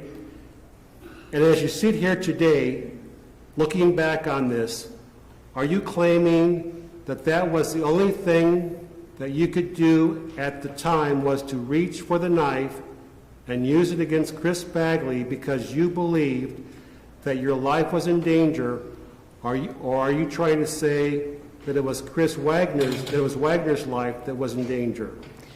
I'm trying to say both of our lives were in danger. And you thought that the only alternative that was left for you to... I thought to match his force was to bring lethal force. I also understand there came a time when the authorities questioned you about the circumstances surrounding Chris Bagley's death. Do you recall that interview? I do. I think that was maybe around February 25th. Is that right? Correct. And where did that interview take place? Lynn County Sheriff's Department. Okay. And during that time, they asked you a number of questions about Chris Bagley's death, didn't they? Correct. How long was that interview? Was it about 5 hours? Something like that, yes.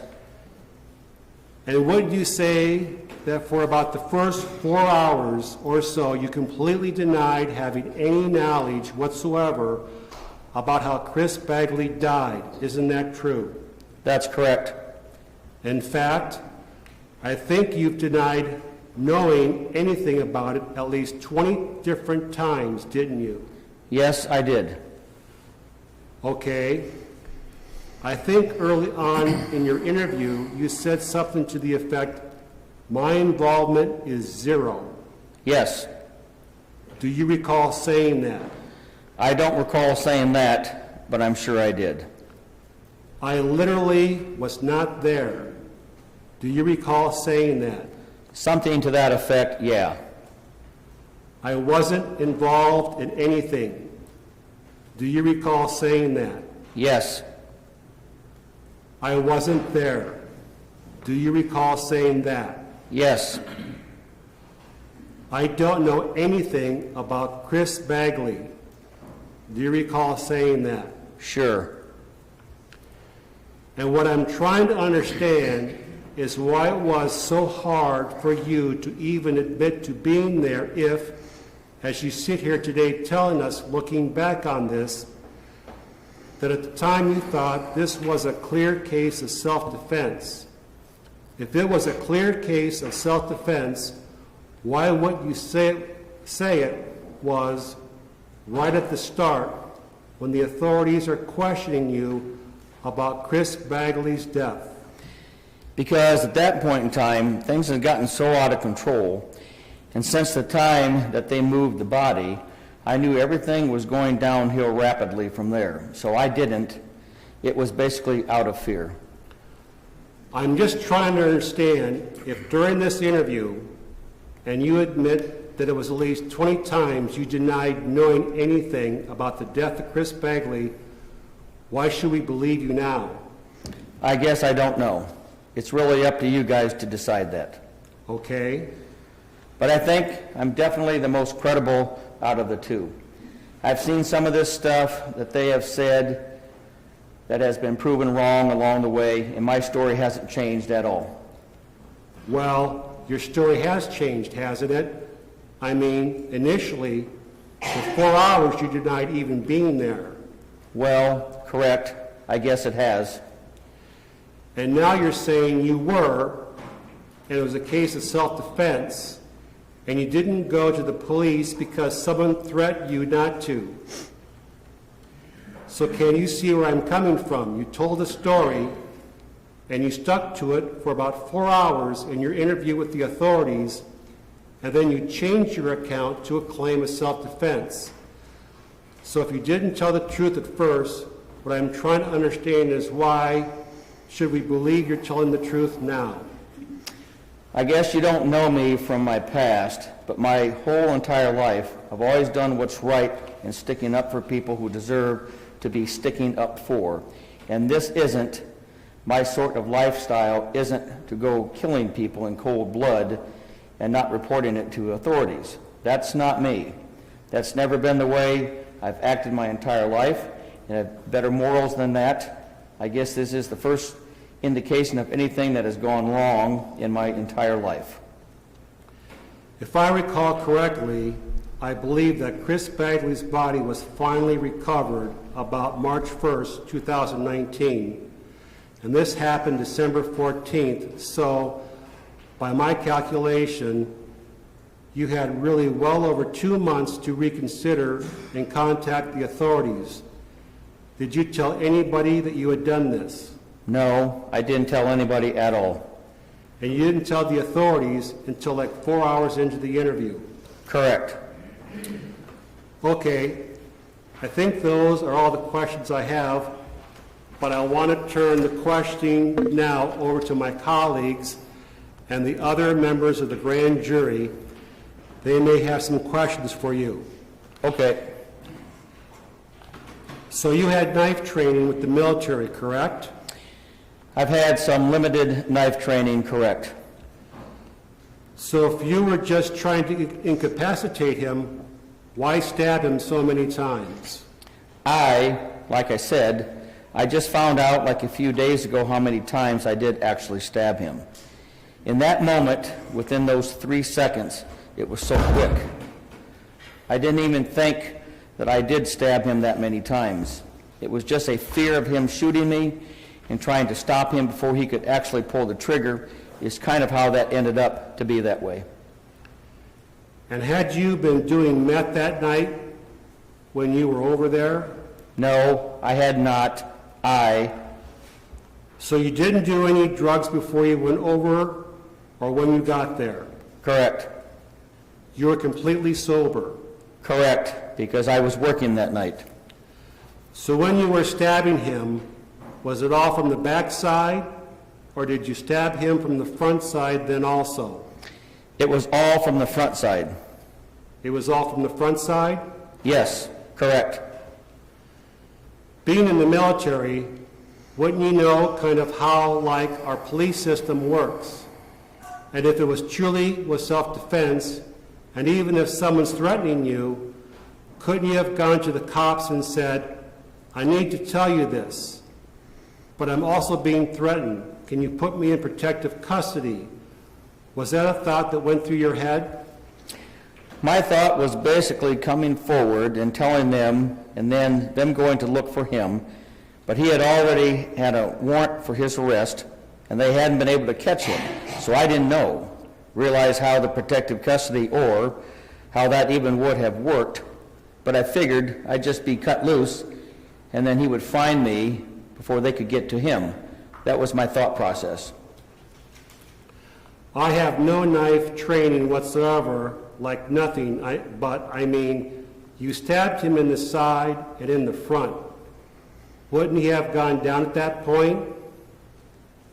Like you had to have seen some life go out of him, but to go for the throat, like that's just, That was just. he's gone. Like you have to know that if you go for someone's throat, they're done, right? After that, he was, yes. But, I mean, I've been in combat, you know, in many combat missions where I've shot someone 3 times and they didn't go down, you know? Was it in the throat though? Like, I mean, I guess not. Yes, I have shot someone in the throat before. because you say you're trying to inflict pain, and I get the side stabs, you know, like that's obviously painful, and I'm sure he possibly could have recovered. I have no idea on that, but the throat like that, that's, I'm going to kill you to me, and I just, Yeah, like I said, that was just kind of the training kicking in, and so you were trained to stab in the throat? yes, Was it to take them down or kill them, like, just to, in the training, it's not, they don't say to kill, they say to incapacitate, so where they can't continue fighting on. So that's basically what happened, yeah. I mean, generally, from the military people I know, it is like shoot to kill. So what you say your intent in that moment would have been, it's, if you're seeing your life flash before your eyes, it's life or death, so kill or be killed. Yes, Was that your mindset, kill or be killed? my mindset was get the gun away from him the best way I know how to, and that was with the knife. So did you try to grab the gun, or did you just, I was too far away at that point in time to grab the gun.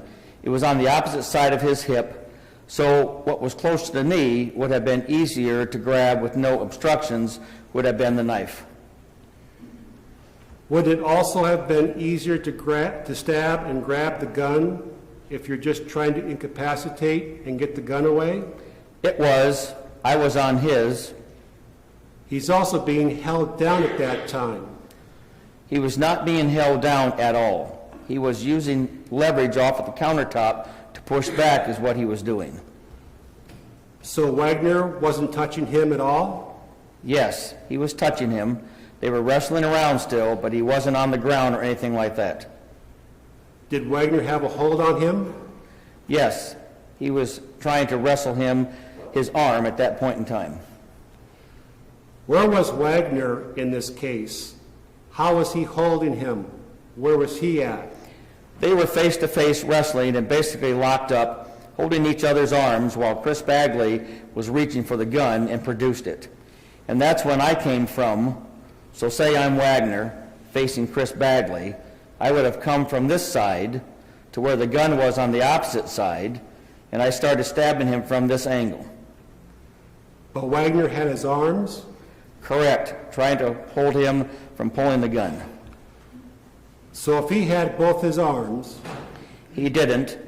He was trying to hold his arms down as he was bringing the gun up, but he was still bringing the gun up. so So I was trying to stop him before he was able to bring it all the way up. wouldn't Chris Bagley try to get his hands up in self-defense to cover himself since you were stabbing him so many times? No, not while he was holding on to the gun. So he was still holding onto the gun the entire time you were stabbing him? Until he fell, yes. Mr. Hoff, or excuse me, Mr. Blahnik, Yes, ma'am? you were interviewed by the police, I think, for over 5 hours, right? Correct. Your testimony today is that Drew Wagner, after all this, took you back to your place and dropped you off. Correct. But that's not what you told the deputies and the investigators during... At that point in time, I couldn't remember. because I had spent the last 2 months trying to forget that night. So I was in a drunken haze pretty much.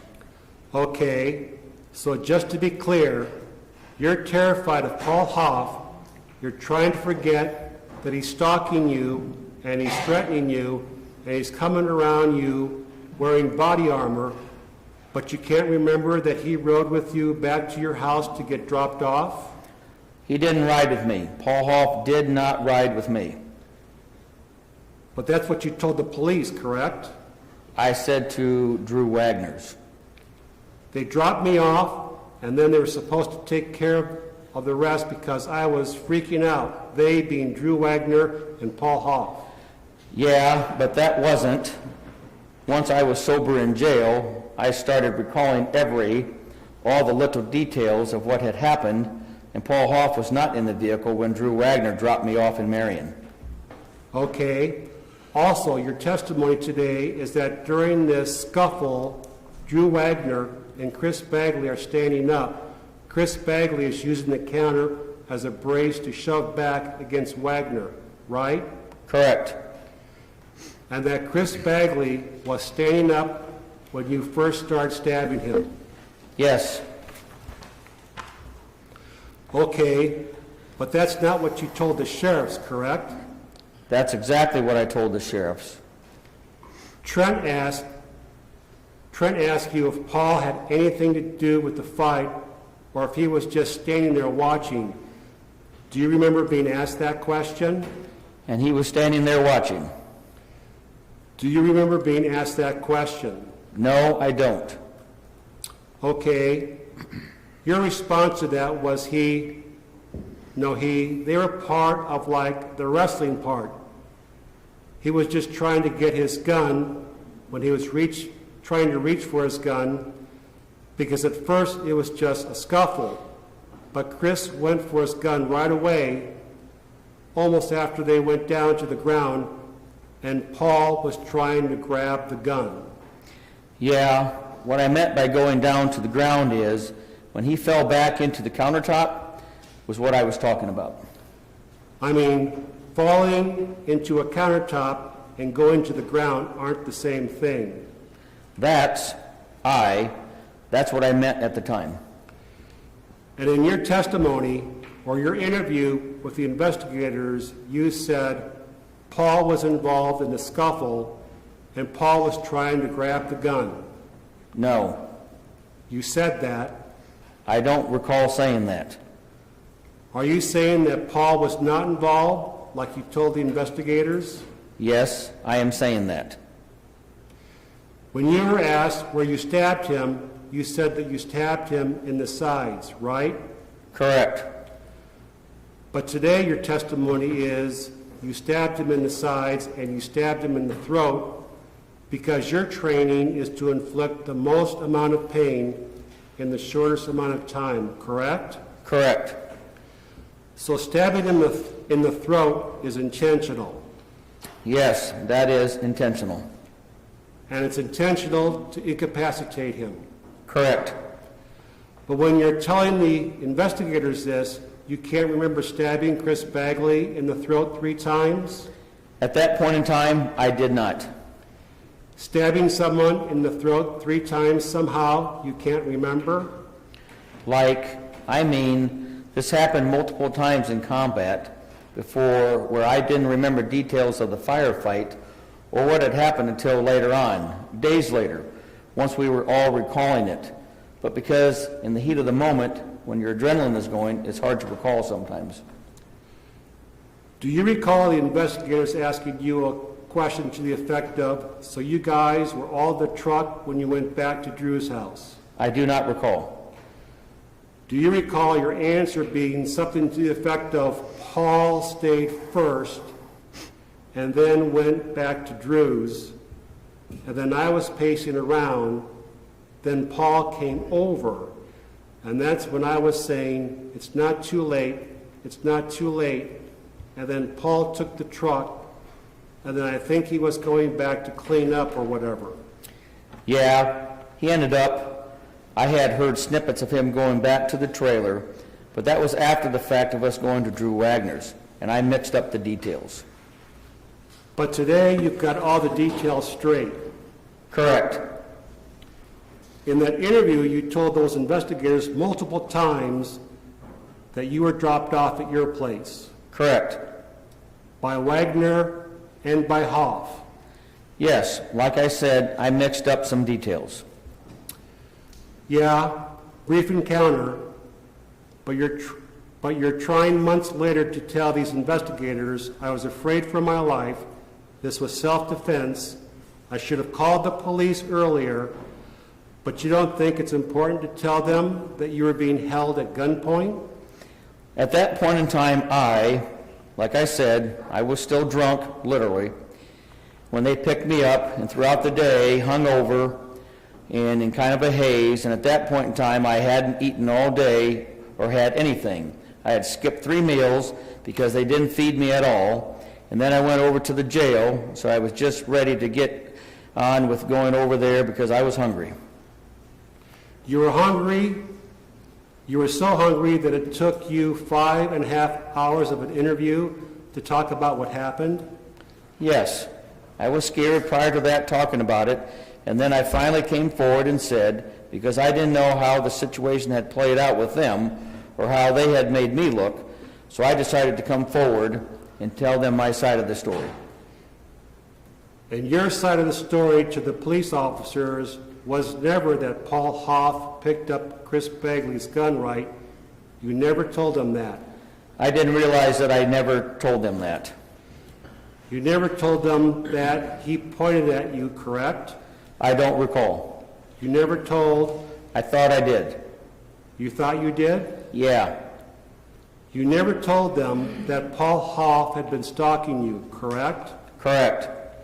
You never told them that he had been parking down the street from your house and that you feared for your life from Paul Hoff, correct? I was kind of waiting for them to lead the conversation more, but after that, they were just wondering where the body was, and I didn't know where the body was, so that's kind of when it kind of ended. I mean, they led the conversation for 5.5 hours, correct? I'm talking about when I actually told them what had happened. And you didn't think that telling them that you were afraid for your life, and that's the reason you didn't come forward? I figured I would talk to them more after that, but I ended up never talking to them again. I didn't think that was going to be the last time I would talk to the investigators. Well, why not tell them everything the first time? Because I didn't recall all the details at the time. It's a pretty traumatic situation to be in. Do you ever recall either Paul or Drew receiving any money from Andy Shaw for this? No, I do not. I don't know if they ever talked about that or anything. I wasn't involved in that, with that. But you eventually did get money from Andy Shaw, correct? No, I did not. And when did you meet Andy? I met him like a year prior to that briefly at the bars down in Cedar Rapids. And that was the only time that you had met him? Yes, in person. Did you and he just get really close after this murder? We just started hanging out more and more, yeah. Later in your interview with the investigators, you were talking again about how Paul Hoff and Drew Wagner dropped you off at home, and you were asked when they dropped you off, were they outside for a bit? Your answer was they were outside talking, and then they took off. And so I just want to be clear here. That was actually at Drew Wagner's house. That was one of the details that was mixed up. They were outside in Drew Wagner's driveway talking, and that's when me and Drew Wagner left in the green Nissan. When you said that Hoff stalked you, what vehicle was he stalking you in? He had a Chevy Tahoe. It was like white or gray in color. It was a light-colored Tahoe. Was it always the same one? It was the same. Yeah, it was the same vehicle every time. Mr. Blahnik, I just have a couple more questions I want to make sure I have clear in my mind. I think what you're telling the grand jury is that Paul Hoff made you take your clothes off. Yes, that is what, he was pointing the gun at me and said, take your clothes off, put them in this bag. And where did that occur at? That was at Drew Wagner's house at that point in time. Okay, so did you have a change of clothes there then? No. Drew Wagner gave me some clothing, and then he dropped me off at my place, and I switched into my work clothes and went to work with Dan Castle. I'm just trying to understand, from even Paul Hoff's point of view, why it would be important for him to retrieve your clothes for his benefit. I mean, it sounds to me like what you're saying is that Paul Hoff was trying to cover up this crime, but you did nothing to cover this up. Correct. I mean, obviously, that was because I wanted to go to the cops, and he did not want the cops at his place, basically, is what it was, I believe. So were you ever worried with Wagner, like you still hung out with him afterwards just fine? I was going over there, like I said, to continue the remodel for a while until it became too much to handle, kind of. And then I stopped going over there altogether, and I pretty much cut off all communication with him. So just after the murder, you just acted like nothing happened, and you didn't talk about it? Oh, I did talk to him about it at first, and that's when he had said that Paul Hoff was going to kill me if I went to the authorities or anything of that effect. Did they basically tell you that night, though, like, that it happened as he was pointing the gun at you, that he would kill you for it? It was in the coming weeks. He wanted to make sure, I think, too, that I wasn't talking to anyone about it or mentioning it to Dan, because I was friends with Dan Castle, and Dan was also friends with Chris Bagley. And then Paul Hoff also started hanging. He didn't know Dan Castle prior to that either, and then he started coming around Dan Castle's house also. So Hoff was hanging out with Castle afterwards as well? Correct, yeah. I think he was helping him with some work. So if you guys were all hanging out in front of Castle together, did Castle notice that you guys were awkward? Like, I mean, wouldn't he have felt the tension? I wasn't. I always left or was on my own or on my way out if he was showing up because I didn't want to be around him.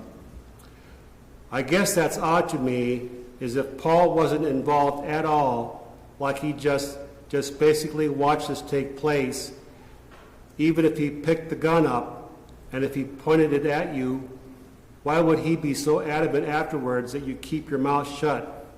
Because drugs can be moved. He could have moved the drugs Because then, I think, to a different location. So why would his house be the problem then? because that would be the crime scene to where they would have to do an investigation. But if the only thing And he would have drugs. he had there was drugs, he could have moved those. It wouldn't matter if they found Bagley's blood because, Well, he had according to you, it was self-defense. at that point, but then he had moved the body, so then he was involved in that.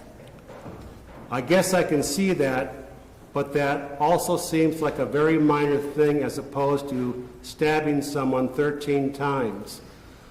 So why would he be so concerned about you not saying anything if you're the one that did the stabbing, but you're willing to confess?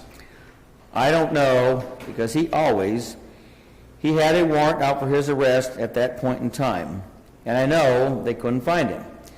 So if I said something about where he was at, then he wouldn't. They would know where he was at, maybe. But if he had a warrant out for his arrest, eventually he's going to get found. So I think in the back of his mind, he would know that. Yeah, I don't. Like I said, I'm not sure. Mr. Blahnik, Yes, ma'am? don't want to twist your words. Your contention here today is that Drew Wagner went in outside to move the truck, and Paul Hoff by himself drags this body lifeless through the trailer, lifts it by himself up onto that window, and heaves it out to Drew Wagner staying outside, and you didn't help at all with that? That's correct. He had it on the plastic, and he just slid the body to the window, and the window was only like 1.5 feet off the ground. And he just lifted the underneath his arms and lifted his arms to Drew Wagner is all it was. He did that two-handed, all of that? Yeah, that he did. So for that entire period of time, he wasn't holding a gun? He had the gun on him, but I wasn't close to him. I wasn't near him at all. I mean, this trailer is not big, right? No, not that big. The size of a single trailer. So as he's going to the back window, if you're so afraid of Paul Hoff and this gun, you could have ran out the front door or the side door, right? At that point in time, I think I was just really scared of the whole situation and the fact that they had even touched the body after the fact, so I didn't know what to do at that point in time. None of your combat training kicked in, and you couldn't get back to one of the 3 knives in the other room to protect yourself? He had all the weapons at that point in time. Oh, you didn't tell us that part. So he not only grabbed Chris Bagley's gun, but he gathered up all the other knives. They weren't there after the fact. You went and looked? I was right there in the room. When I came back this way, the knife that I had dropped was right there, next to him crouching over Chris Bagley's body, and he had the gun. And there was no visible knives on there was 3 knives total, the one knife that was down by the body, and then there was 2 more prior to that. But they weren't there anymore, so I don't know where they were. So in this matter of seconds or minutes, Paul Hoff picked up the gun, picked up the knife you used to stab Bagley, grabbed the other 2 knives off the bar, dragged the body through the trailer, lifted it up out the back window, and you're so afraid that Paul Hoff is going to kill you. Yes, because he has a gun on him. And he has motive to kill you to protect himself from the meth, even though he just watched you stab someone 13 times. You're afraid of him? Yes, because I had heard that he had done things in the past like this, like hiding a body, so that I was scared of him. You just heard that he hid a body, or that he, killed someone and then hid the body? Someone said that this wasn't his first rodeo or something like that after the fact, so I was scared of him. After the fact? After the fact. So in the trailer, In the trailer, what? that's where you heard that was in the trailer? Because you're telling me you were scared in the trailer. Yes, I was scared in the trailer at that point in time because he had a gun, and I did not.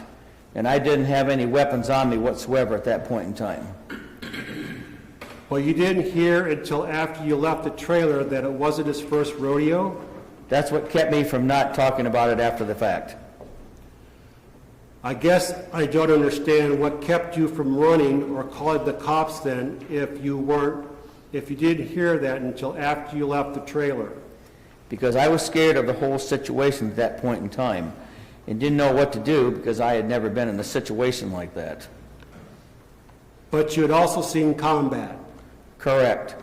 And I've never had to be involved in the after effects of that because normally we'd move on or there. If there was an investigation, it would happen right there on the spot. But, so in your training for military, did they teach you, if someone from the opposing side comes at you, no guns, nothing, just hands-on, how did they teach you to handle that? The same way. So you would incapacitate them and then get scared and don't do anything? You just let someone hold you at gunpoint after that? Well, I made the mistake of dropping the knife, and that's where I think I went wrong, because I could have had that on me at that point in time and had a chance to fight him, but I did not. But he had too much distance in between. Oh, that's not on there.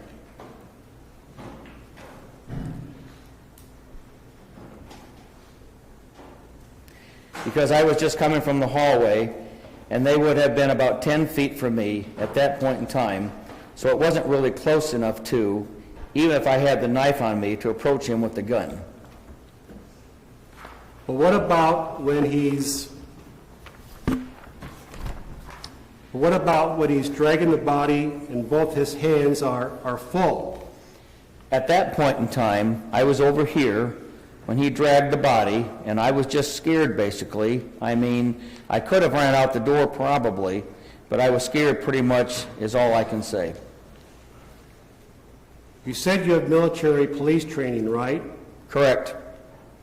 What is military police training?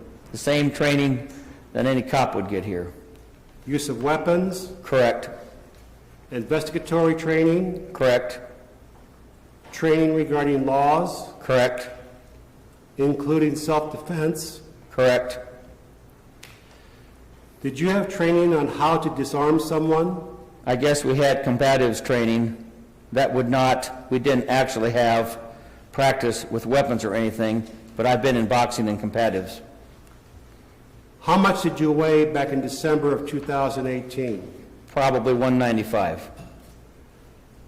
And how much would you have guessed Drew Wagner weighed? 215, 220? And Bagley? Probably the same as me, probably. Probably smaller. Same as me, probably, is what I'm guessing.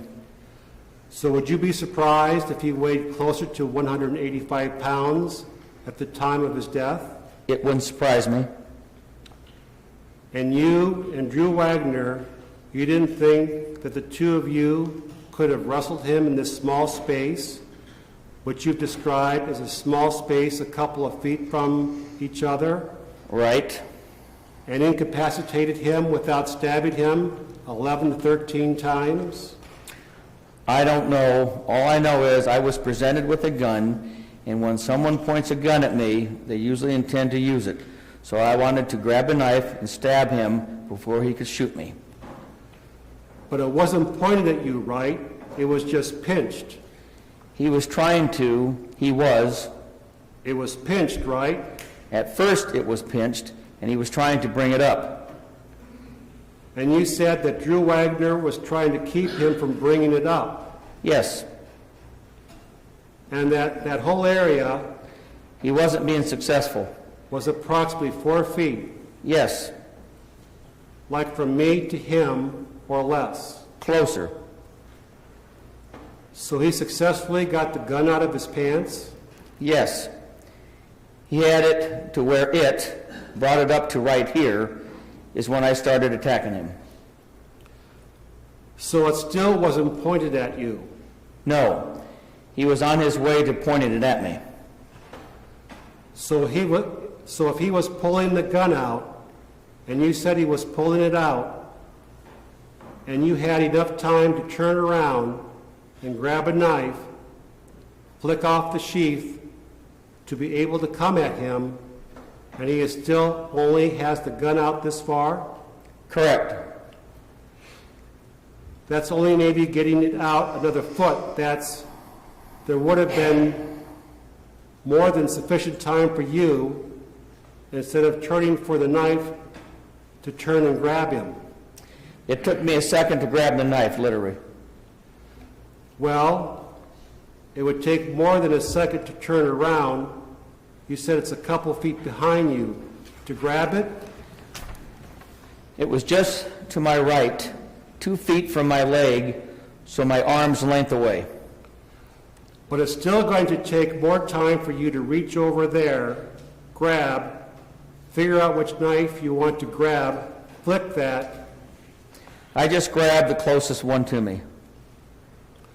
Also, what made you think he was going to point the gun at you? Because if it was him and Wagner having the scuffle, how would you have gotten involved? Like, what would have made him be like, oh no, Drew Blahnik's right there. I need to point a gun at him, even though you weren't involved in the scuffle? Because I was in the crossfire behind Drew Wagner, and I didn't really know him that well, so I didn't know what he was going to do, and I was scared. But you weren't behind him. Your own testimony was that you were behind him off to the right. Chris Bagley was right here, approximately. Drew Wagner was right here, approximately. And I was right here, so that's in the crossfire.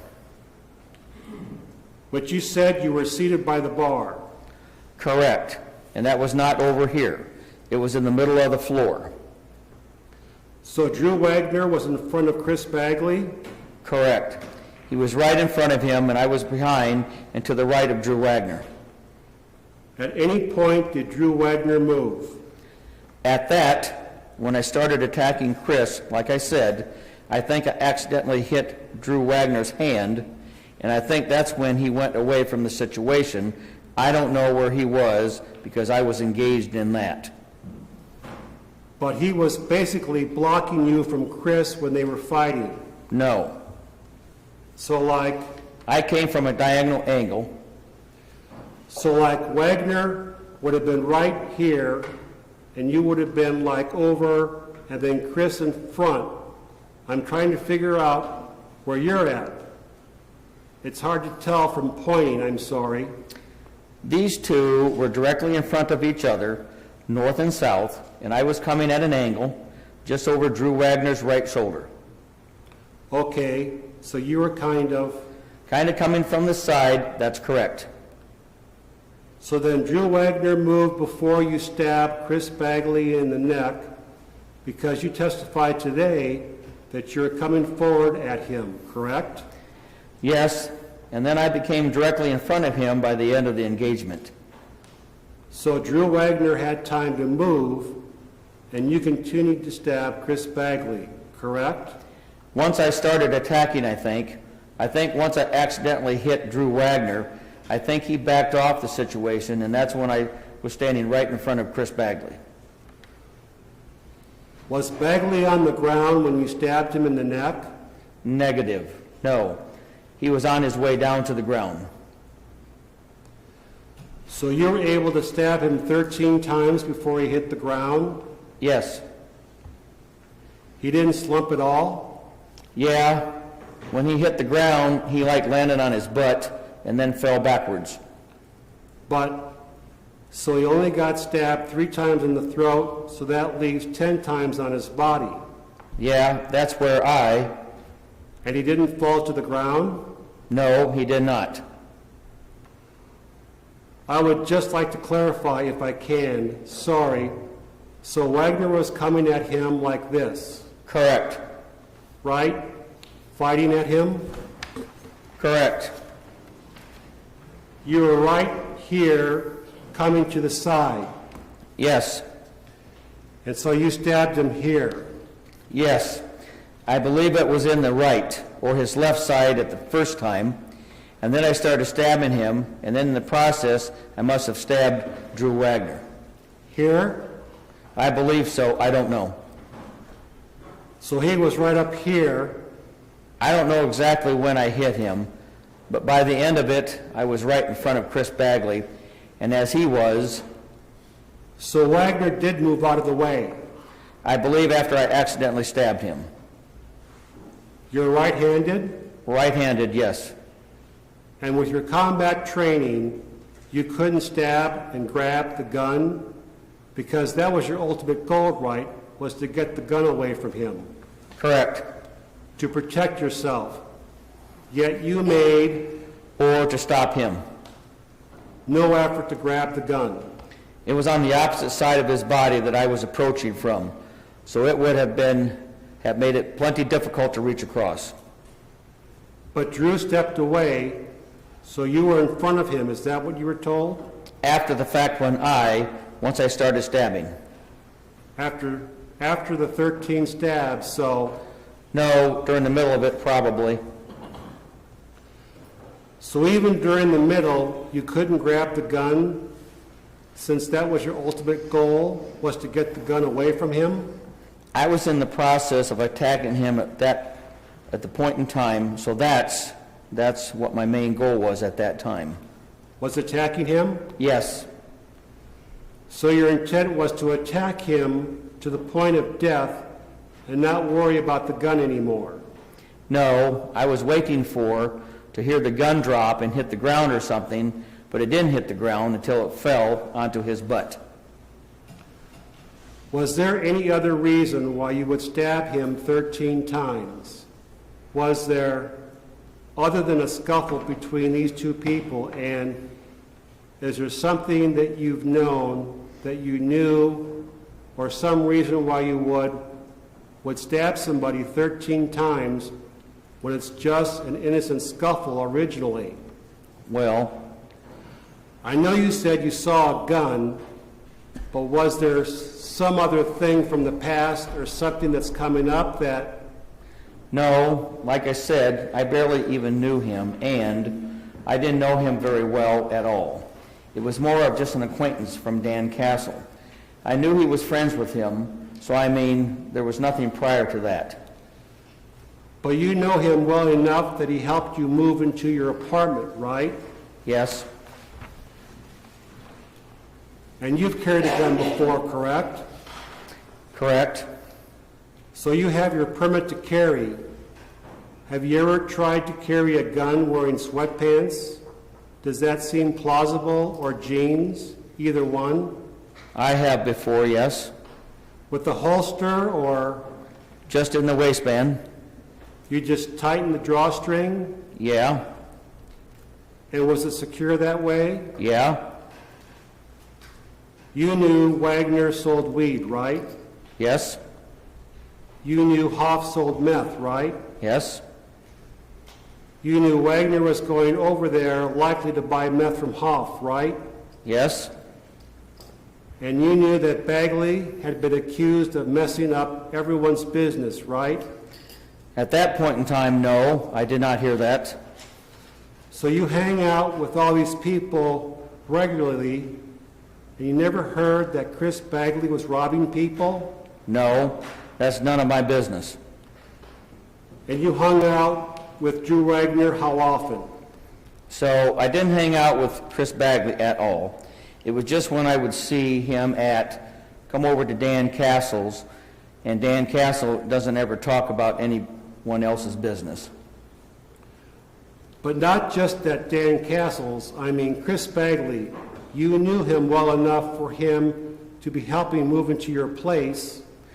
That's because he still had stuff in there that he was trying to get out. You moved in what month? I'm not sure exactly. It was like a slow move-in. Are you married? No, I'm not. Okay. Were you really close with Wagner? No, I was close with his cousin. But you were never close with Wagner. You just hung out? Off and on, we had been friends. I had lost touch with him for a while. And then when he started up the company with Dan Castle, because I was more friends with Dan Castle, I started talking to Drew Wagner a little bit because they were business partners. So you weren't like brothers with Drew Wagner? Like not that close of a friendship? We were close, but Even though...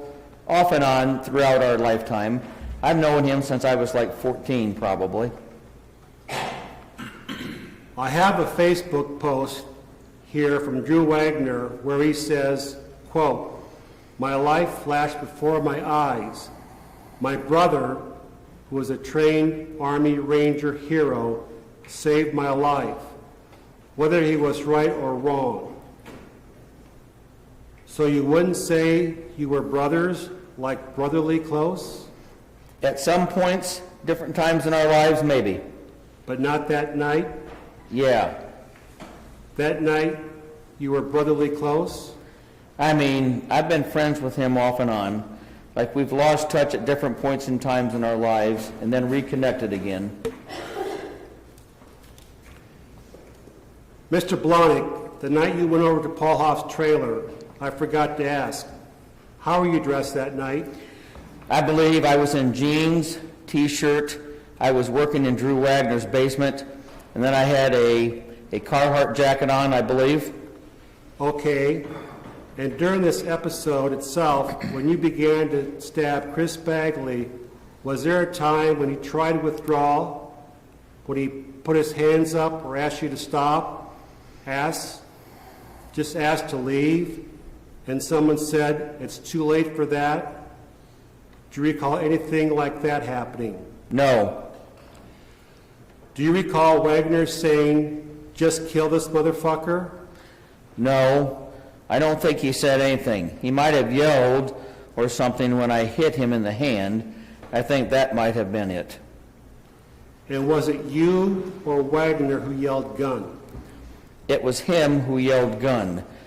And then I might have conferred with it when once I seen it, I can't remember. What do you mean you conferred with it? I might have said gun after he called it out, and then I spotted it, and then I called it out. So both of you at some point called it out? I don't know if I did or didn't in that reaction. But definitely him. Definitely him, yes. Loud enough for you to hear it. Correct. Would it have been loud enough for Paul Hoff to hear it? I would assume so. So did you consistently carry a knife on you at that point? I mean, I know you said you didn't have it that night, but before that, after that? Usually I would have it close by, like in my vehicle or in my house, but like I said, I was working, so I don't have anything on me except my tool belt. So what did you carry it for? For protection. Okay, because I have a lot of... Yeah, that's why I got my concealed weapons permit, is for that reason. I have friends who will carry a knife, and they intentionally carry it while they're working, so I don't know why you would actually take it off. Well, usually working would be the only time that I wouldn't. I'd usually have it on me any other time unless I was in a bar or drinking. So why did you take it off when you were working? Because I was wearing a tool belt, and it would usually be sitting on my hip. So it would be extremely uncomfortable if I had my tool belt on with a bulging knife sticking out. So you wore your tool belt over to Hoff's? No, I did not. But I probably had my knife back at my place, and I didn't have my vehicle at that time. And the 14th, I just want to make sure I have the details correct, these details correct. How did you get with Drew Wagner? From the 13th, From the 13th, yes. I had stopped by his house like mid-afternoon, and that's when he had brought up that he was going to start the project, and he already had lumber and studs purchased to start the project in his basement. But that's when I told him that I had to be in Madison, Wisconsin that weekend. And then he asked if I could. He would pay me good if I just came back and got a jump start on it that night, and I agreed to that at that point in time. And so you drove back over to Wagner's house? What's that? So later that night when you came over to... No, he picked me up from my place. My truck was over at Dan Castle's. The starter was out. How did you get to Drew's house that afternoon? I think it was an Uber. You Ubered over there? I believe so. So there would be some sort of record of that? Maybe. How are you going to get to Wisconsin? Whose vehicle did I take? I took my buddy's vehicle. So you still went to Wisconsin? Yeah, that weekend I went to Wisconsin. So you were in the right frame of mind enough after this killing to go up there and do some monologue? No, the audition did not go so well, and I ended up coming back early. And which buddy's car did you use to go to Wisconsin? I'm not sure whose buddy, or car, or what vehicle it was. I didn't ask which vehicle it was. I asked whose car you borrowed. Yeah, I don't remember. You have that many people who loan you cars that you can't remember? Well, I can't. Who let you take a car out of state? Remember if I use my truck or a buddy's. But your truck starter was out. Yes, it was, but then I got it fixed. But I don't know if that was prior to that or after that. But I just know that I didn't have it that night of, and Drew Wagner gave me a ride back to my place. You can ask Dan Castle, because he picked me up. I just want to ask the person whose car you borrowed. I don't know. I don't remember. From your military combat, did you ever suffer from like PTSD or any after effects from that? Yes, I am diagnosed with PTSD through the VA, and I have recurring nightmares and stuff about it. When you left Drew Wagner's house during the afternoon, you say you Ubered to his house, you found out that he had purchased these materials, Uh-huh. that he wanted you to start on this before you went off for your audition. Did you then Uber home too? I believe I must have Ubered home, and then he came and picked me up later that night from my place. But definitely an Uber on the afternoon of the 13th to, I'm assuming so. I'm not sure. A cab or an Uber. I used both at that time.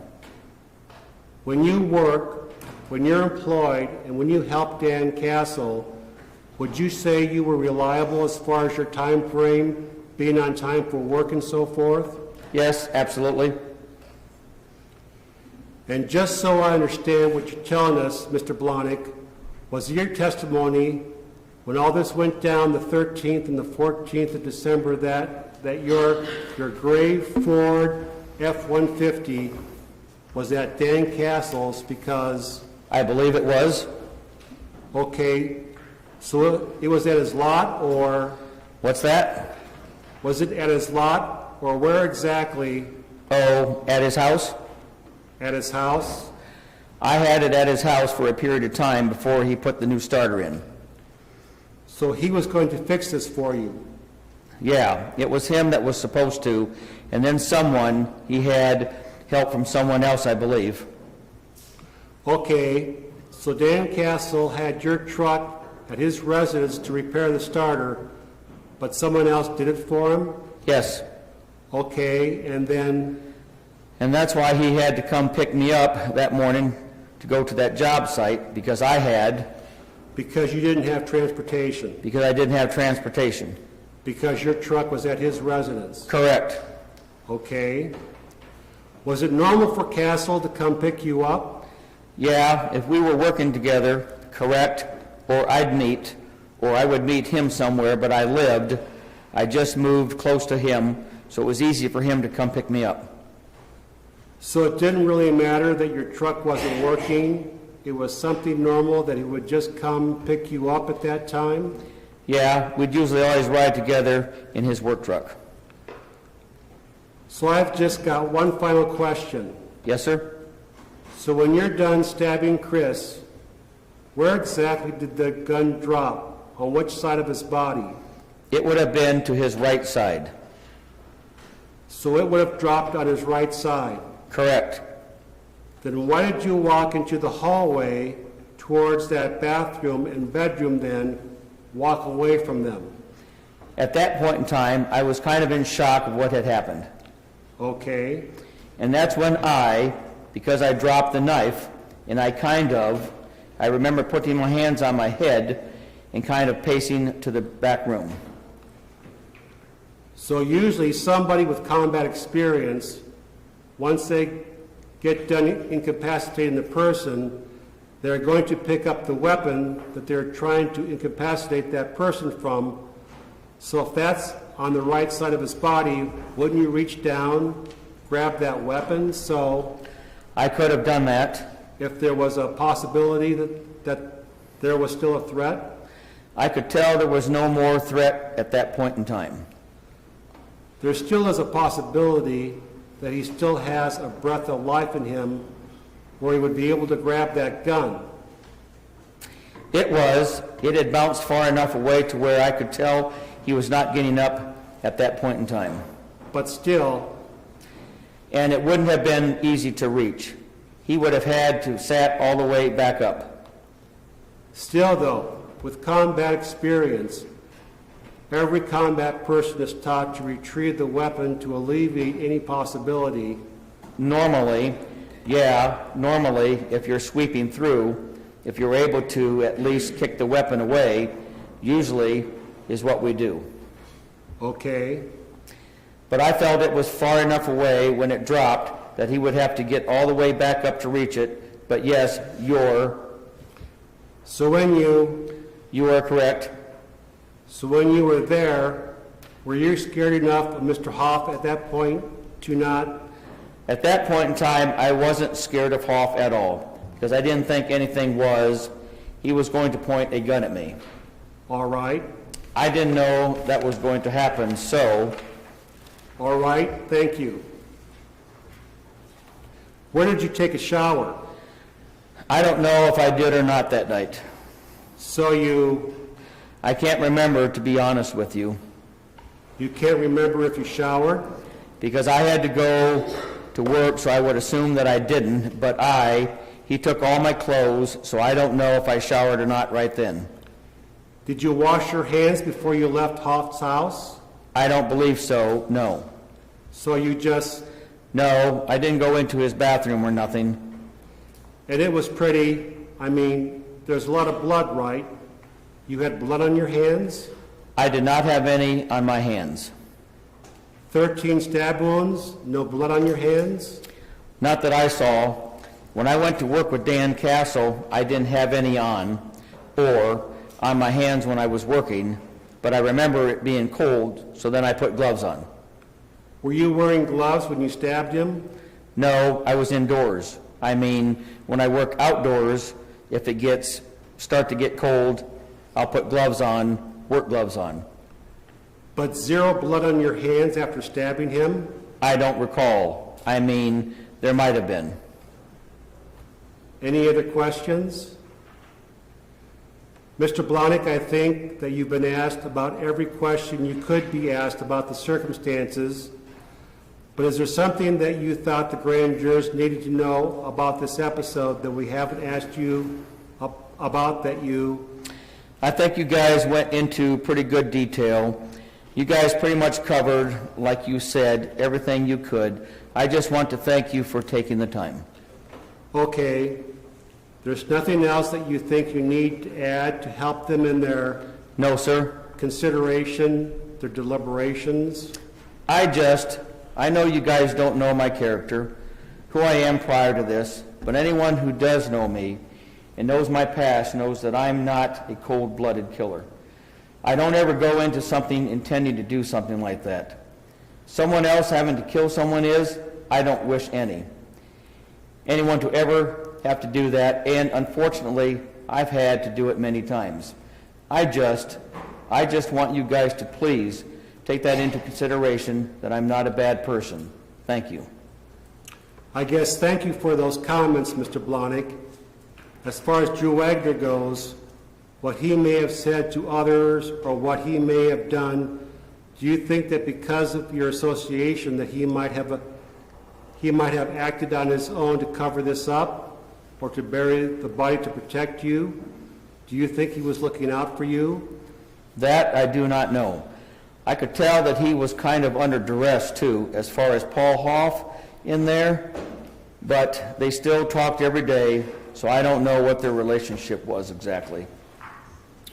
Okay, is that it? And that concludes the proceedings. Thank you, Mr. Anderson. Ladies and gentlemen, we're going to recess at this point in time. I want you to, well, actually, we're not quite there. Mr. Anderson, does the state now rest? Yes, Your Honor, based upon that testimony and that evidence, the state rests its case. Thank you. So, ladies and gentlemen, we're now going to recess. I want you to remember your admonition during the recess. I have legal matters, including the instructions that you ultimately given that I have to work on with the lawyers, we're going to spend the afternoon doing that. I'm going to send you home now. I want you to return at 9 a.m. on Monday morning, and we'll then continue the trial at that point in time. Any further record I need to make before I release them, Mr. Van Standing? No, Your Honor. Mr. Spees? Nothing else, Your Honor, thank you. Ladies and gentlemen, you're in recess. Remember that admonition. All rise. This Iowa District Court is in recess.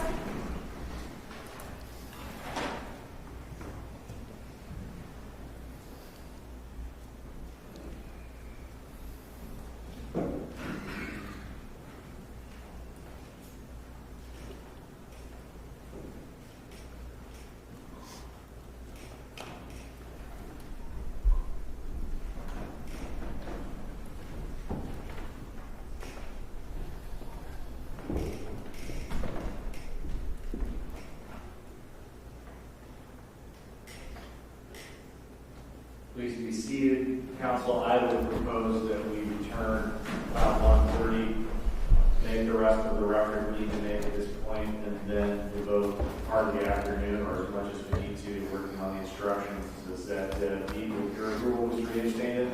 Yes, Your Honor. Mr. Spees? It does, thank you. I'll see you both back about 1:30. Judge, have you altered the instructions that we gave you, or are we safe to just bring back the ones we sent to you? I have altered them, and I will print out where I am. I've not finished what I was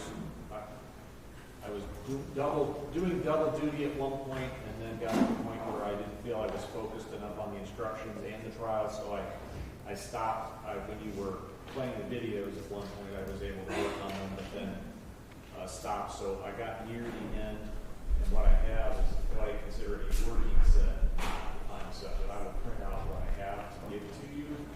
I'm sure that both sides will want to make arguments for and against where we are now, and I need to hear those before I make any actual decisions. This is just where I thought I would probably land to the extent I made changes. I didn't get through the area, but I'll print those for you now.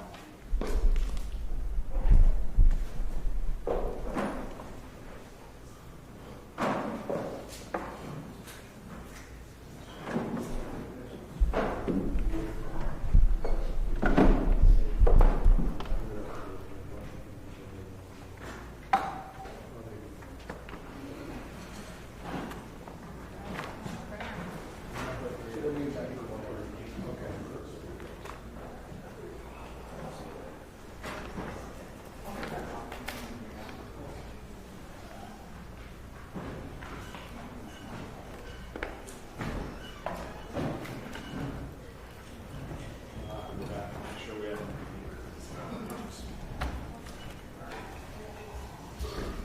Good,